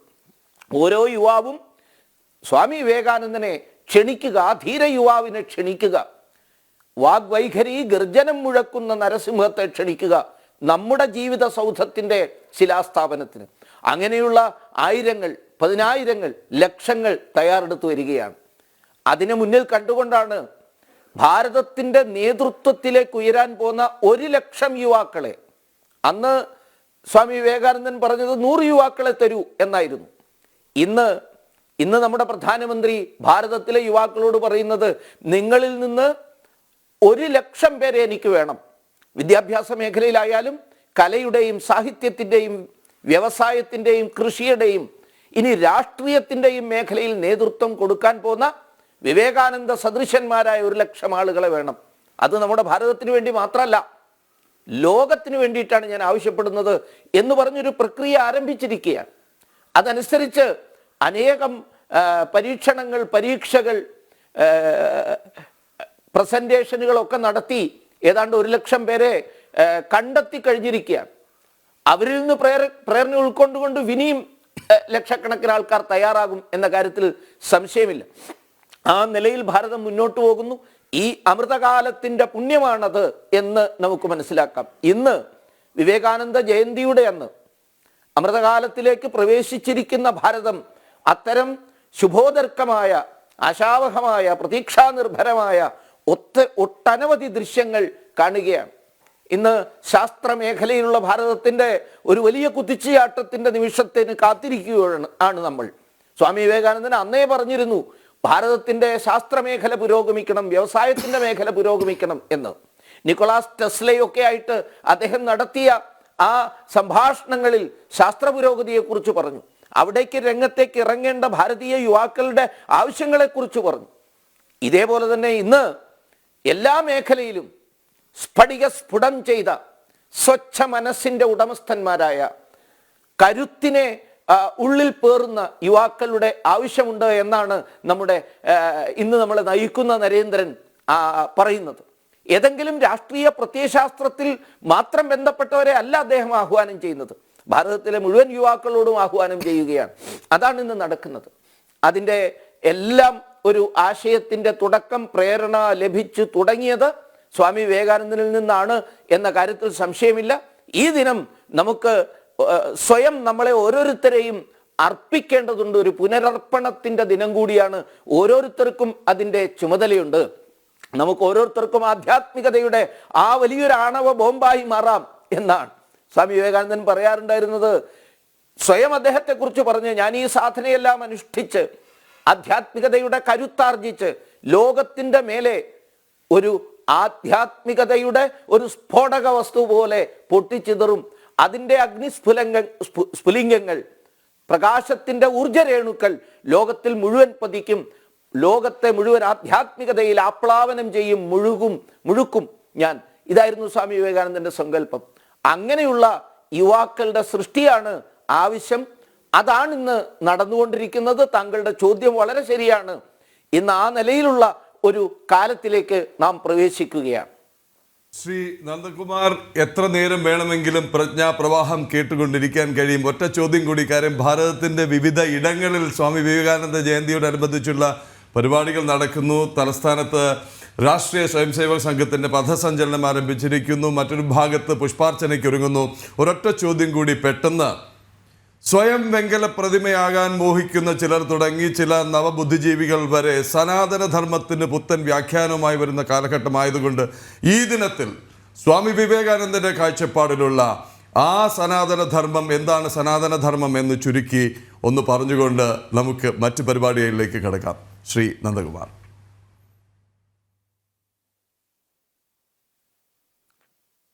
സ്വാമി വിവേകാനന്ദൻ തന്നെ അത് വ്യക്തമായി നമ്മുടെ മുന്നിൽ പറഞ്ഞിട്ടുണ്ട്. ഒരു ആശയക്കുഴപ്പത്തിനും ഇടയില്ലാത്തവണ്ണം അസന്നിഗ്ധമായി അദ്ദേഹം 1893 മുഴുവൻ ലോകത്തോടായിട്ടും പ്രഖ്യാപിച്ചു. അതിതാണ് മതങ്ങളുടെ മാതാവായ ഹിന്ദു മതത്തിൻ്റെ പേരിൽ ഞാൻ നിങ്ങൾക്ക് നന്ദി പറയുന്നു എന്ന് പറഞ്ഞുകൊണ്ട് തുടങ്ങിയ ആ പ്രസംഗം, വിശ്വപ്രസിദ്ധമായ ഷിക്കാഗോ പ്രസംഗത്തിൽ തന്നെ അദ്ദേഹം അത് വ്യക്തമാക്കിയിട്ടുണ്ട്. ഈ സനാതനധർമ്മം എന്നത് ഹിന്ദുധർമ്മം തന്നെയാണ്. ആ ഹിന്ദുധർമ്മം ആധുനിക കാലത്ത് ഭാരതത്തിൻ്റെ പ്രശ്നങ്ങളെ മാത്രമല്ല ലോകത്തിൻ്റെ മുഴുവൻ പ്രശ്നങ്ങളെയും പരിഹരിക്കാൻ പോന്ന ഒന്നാണ് ആ സനാതനധർമ്മം എന്ന് അദ്ദേഹം ഒരു സംശയത്തിനും ഇടയില്ലാത്ത വണ്ണം പ്രഖ്യാപിച്ചിട്ടുണ്ട്.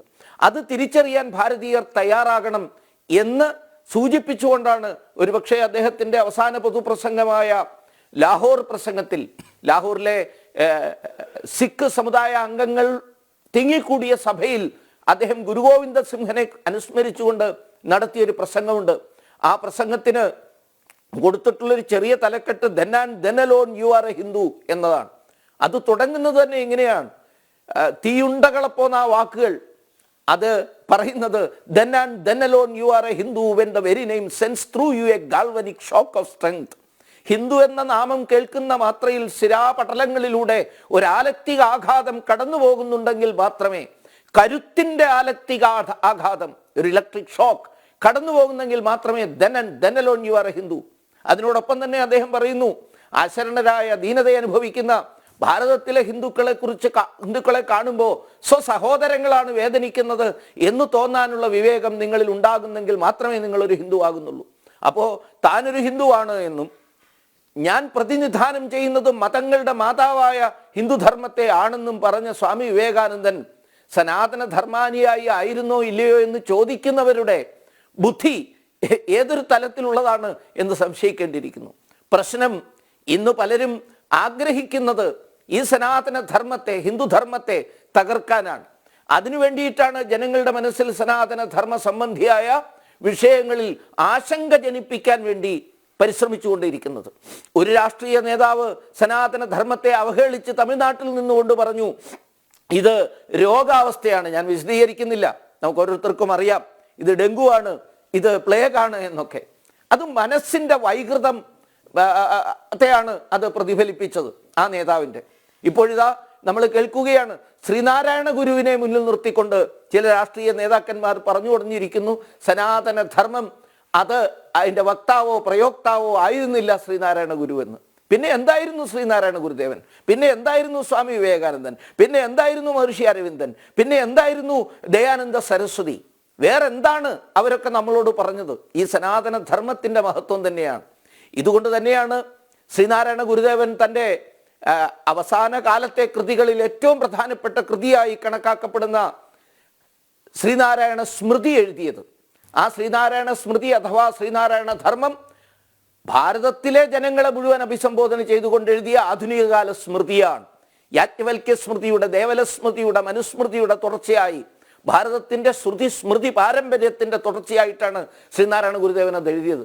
പക്ഷേ എന്തോ ഈ ഇടതുപക്ഷ കണ്ണടയിലൂടെ നോക്കുന്ന ആൾക്കാർ, പ്രത്യയശാസ്ത്രത്തിൻ്റെ മഞ്ഞക്കാമല ബാധിച്ച കണ്ണുകളിലൂടെ കാര്യങ്ങൾ നോക്കാൻ ശ്രമിക്കുന്ന ആളുകൾ, അവര് ആ ശ്രീനാരായണ സ്മൃതിയെയോ ശ്രീനാരായണന്റെ സനാതന ധർമ്മ അനുശാസനങ്ങളെയോ ചർച്ച ചെയ്യാൻ തയ്യാറാകാതെ അദ്ദേഹം അതല്ല ഇതല്ല എന്നൊക്കെ പറഞ്ഞ് സനാതന ധർമ്മം അശ്ലീലമാണെന്ന് പറയാനുള്ള അവിവേകം പോലും പ്രകടിപ്പിച്ചുകൊണ്ടിരിക്കുകയാണ്.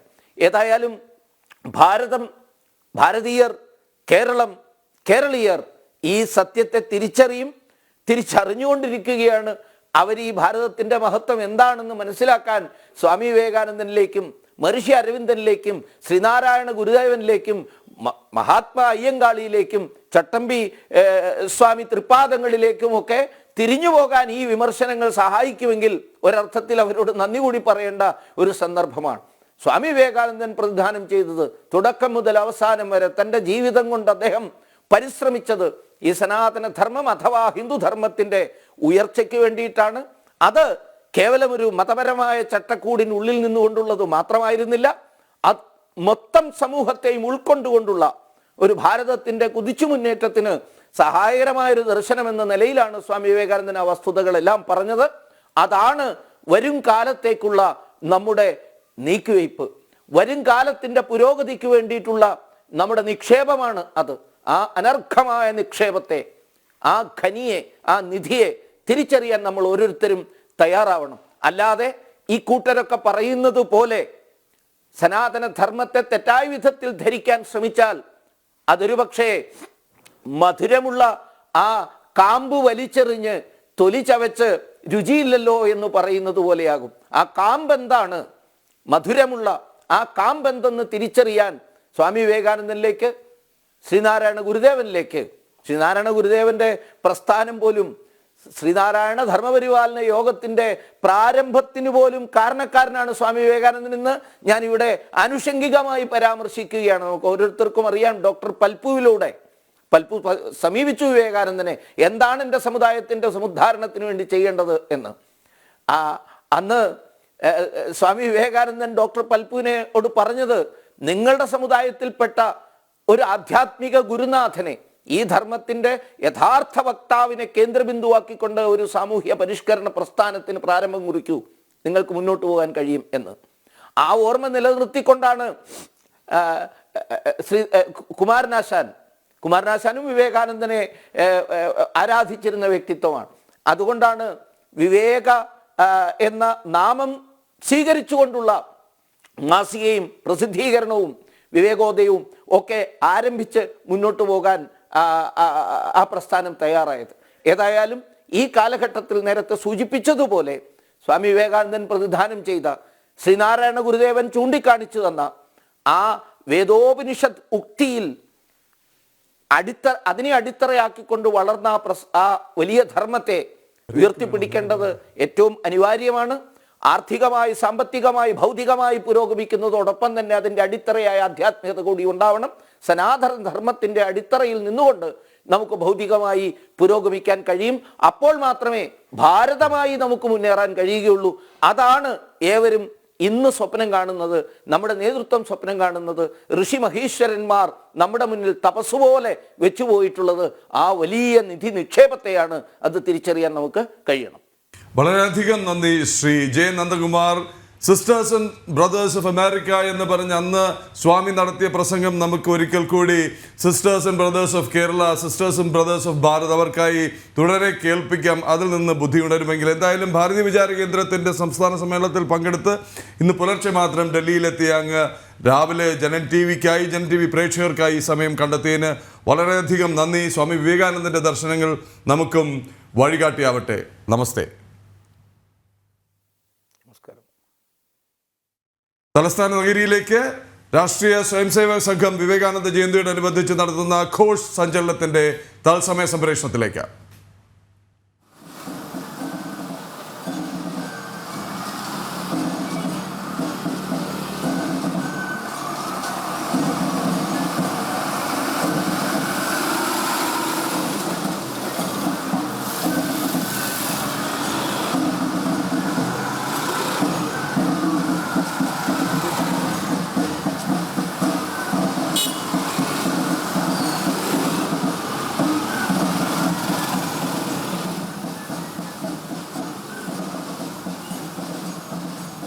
വിവേകാനന്ദ ജയന്തിയോടനുബന്ധിച്ച് രാഷ്ട്രീയ സ്വയംസേവക് സംഘം തിരുവനന്തപുരം മഹാനഗരത്തിന്റെ നേതൃത്വത്തിൽ നടത്തുന്ന ഘോഷ് സഞ്ചലനാണ് ഇപ്പോൾ കണ്ടുകൊണ്ടിരിക്കുന്നത്. പേരൂർ ശ്രീകൃഷ്ണസ്വാമി ക്ഷേത്രത്തിന് മുന്നിൽ നിന്ന്, അതായത് അമ്പലമുക്കിലെ പേരൂർ ശ്രീകൃഷ്ണസ്വാമി ക്ഷേത്രത്തിൽ നിന്നുള്ള സഞ്ചലനം കവടിയാർ വിവേകാനന്ദ സ്ക്വയറിന് മുന്നിൽ സമാപിക്കും. നമുക്കറിയാം, അവിടേക്ക് അടുത്തുകൊണ്ടിരിക്കുകയാണ് ഈ സഞ്ചലനം. അവിടെ ഭാരതീയ വിചാര കേന്ദ്രത്തിന്റെ നേതൃത്വത്തിൽ പുഷ്പാർച്ചനയും വിവേകാനന്ദ അനുസ്മരണവും ഉണ്ടാകും. കേന്ദ്രമന്ത്രി സുരേഷ് ഗോപി മുഖ്യാതിഥിയായി എത്തും എന്നാണ് അറിയിച്ചിട്ടുള്ളത്. തത്സമയ സംപ്രേഷണത്തിലേക്ക് പ്രശാന്ത് ശങ്കരമംഗലത്ത് ചേരുകയാണ്. പ്രശാന്ത്, എവിടെ എത്തി പഥസഞ്ചലനം?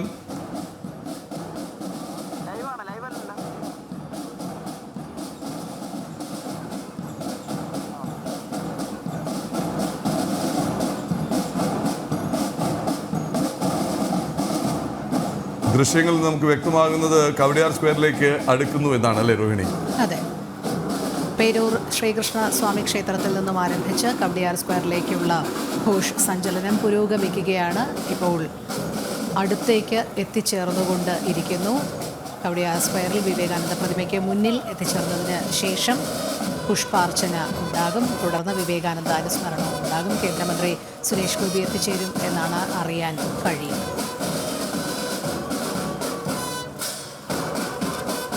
പ്രശാന്ത് ശങ്കരമംഗലത്ത് ചേരുന്നുണ്ട്. എന്തായാലും നമുക്ക് തത്സമയ ദൃശ്യങ്ങളിലേക്ക് തന്നെ പോകാം.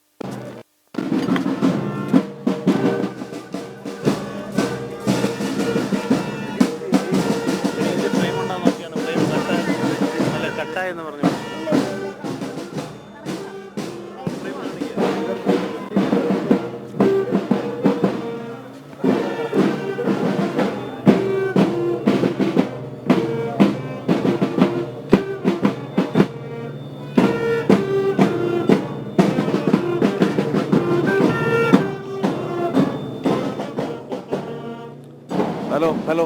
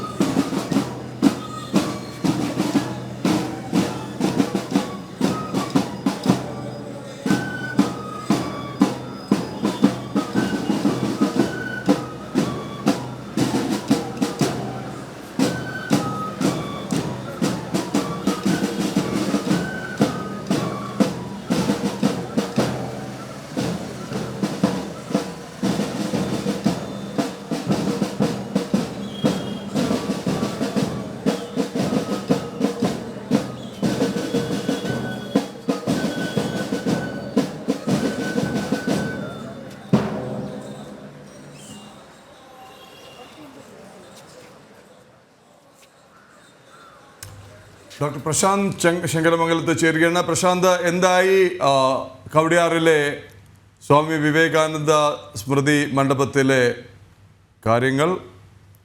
പുഷ്പാർച്ചനയും അനുസ്മരണവും തുടങ്ങാറായോ? ഘോഷ് സഞ്ചലനം സമാപിച്ചോ?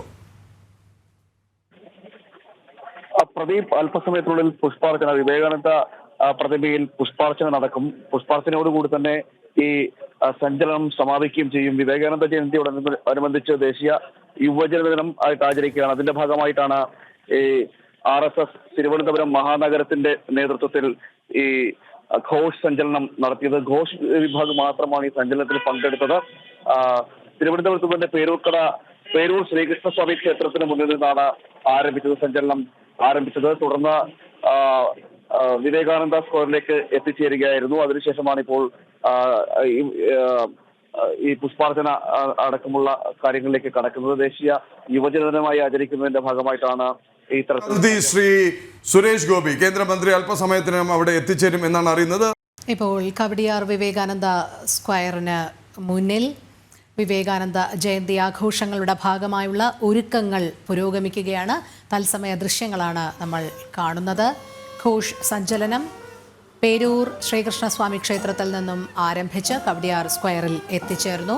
ഇനി പുഷ്പാർച്ചനയും അനുസ്മരണവും അടക്കമുള്ള പരിപാടികളായിരിക്കും നടക്കുക.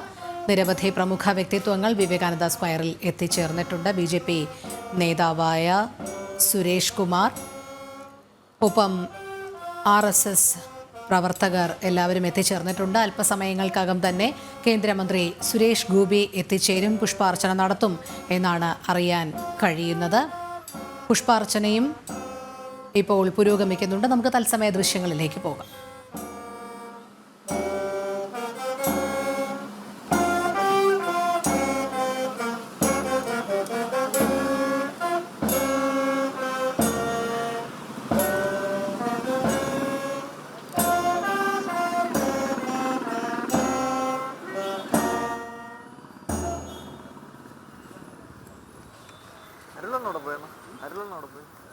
അരുള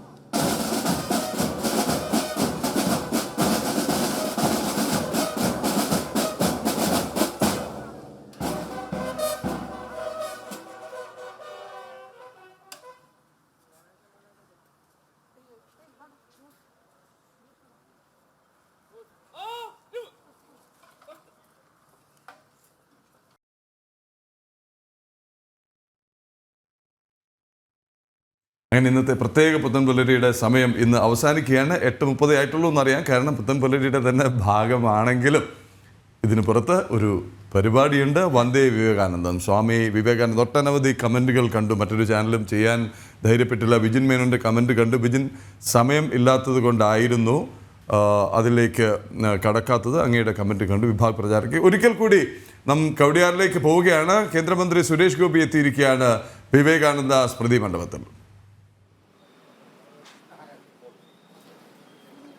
ഭാരതീയ വിചാര കേന്ദ്രത്തിൻ്റെ നേതൃത്വത്തിൽ നടക്കുന്ന വിവേകാനന്ദ സ്വാമി അനുസ്മരണമാണ്.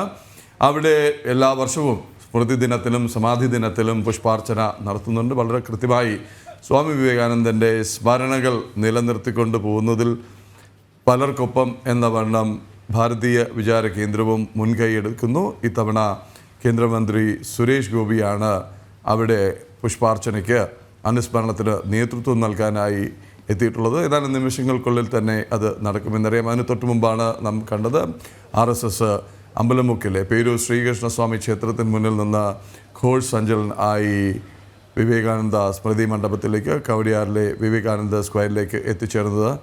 പ്രശാന്ത് ശങ്കരമംഗലത്ത് ചേരുകയാണ് നമുക്കിപ്പോൾ ഒരിക്കൽ കൂടി. പ്രശാന്ത്, സുരേഷ് ഗോപി എത്തിക്കഴിഞ്ഞു, ഇനി പുഷ്പാർച്ചനയും അനുസ്മരണവുമാണ് അല്ലേ?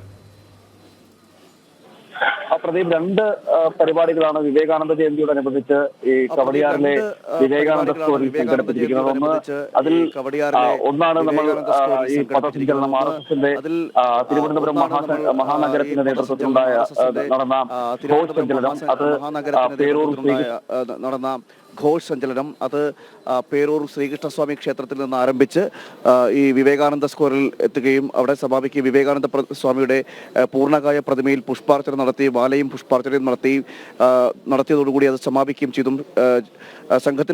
സംഘത്തിന്റെ ക്ഷേത്രീയ ഘോഷ് പ്രമുഖ് ശങ്കർജി, ഒപ്പം പ്രാന്ത സഹഘോഷ് പ്രമുഖ് പ്രദീപ് തുടങ്ങിയവരാണ് ഇതിൽ പങ്കെടുത്തത്. ഈ ഘോഷ് വർക്കിന്റെ സമാപനത്തിൽ, അതായത് ഈ ഘോഷ് സഞ്ചലന്റെ സമാപനത്തിൽ പുഷ്പാർച്ചനയും നടത്തിയത്. തുടർന്നാണ് ഈ ഭാരതീയ വിചാര കേന്ദ്രത്തിന്റെ പരിപാടി നടക്കാൻ പോകുന്നത്. വിവേകാനന്ദ അനുസ്മരണം നടക്കാൻ പോകുന്നത്. അതിലാണ് കേന്ദ്രമന്ത്രി സുരേഷ് ഗോപി പങ്കെടുക്കുന്നത്. അദ്ദേഹം ഇപ്പോൾ ഇവിടേക്ക് എത്തിച്ചേർന്നിട്ടുണ്ട്. ഇനി അല്പസമയത്തിനുള്ളിൽ ഈ പൂർണ്ണകായ പ്രതിമയിൽ പുഷ്പാർച്ചന നടക്കും. അതിനുശേഷമായിരിക്കും അനുസ്മരണം അടക്കമുള്ള പരിപാടികളിലേക്ക് കടക്കുക. വിവേകാനന്ദ ജയന്തിയോടനുബന്ധിച്ചാണ് ഈ 2 പരിപാടികളും സംഘടിപ്പിച്ചത്. ഒരു വലിയ ജനസ്വീകാര്യതയും ലഭിക്കുന്നുണ്ട്.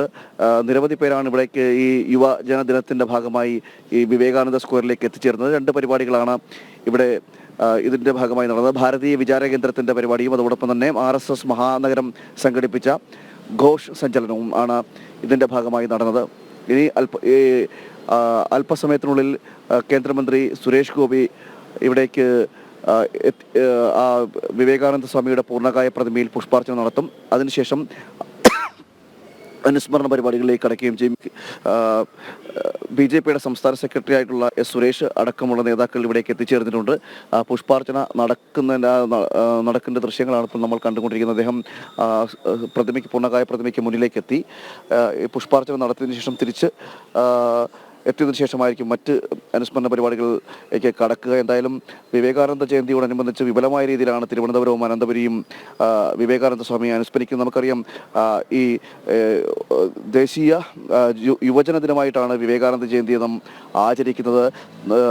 ഭാരതത്തിൻ്റെ തന്നെ യുവാക്കളുടെ തന്നെ മാത്രമല്ല, ഭാരതത്തിൻ്റെ തന്നെ ഈ ഒരു സ്വാതന്ത്ര്യാനന്തര ഭാരതത്തിൻ്റെ ഒരു നിലനിൽപ്പ് തന്നെ ഈ വിവേകാനന്ദ സ്വാമിയുടെ വാക്കുകളിലൂടെയും വിവേകാനന്ദ സ്വാമിയുടെ ദർശനത്തിലൂടെയും എല്ലാം ഉണ്ടായത്.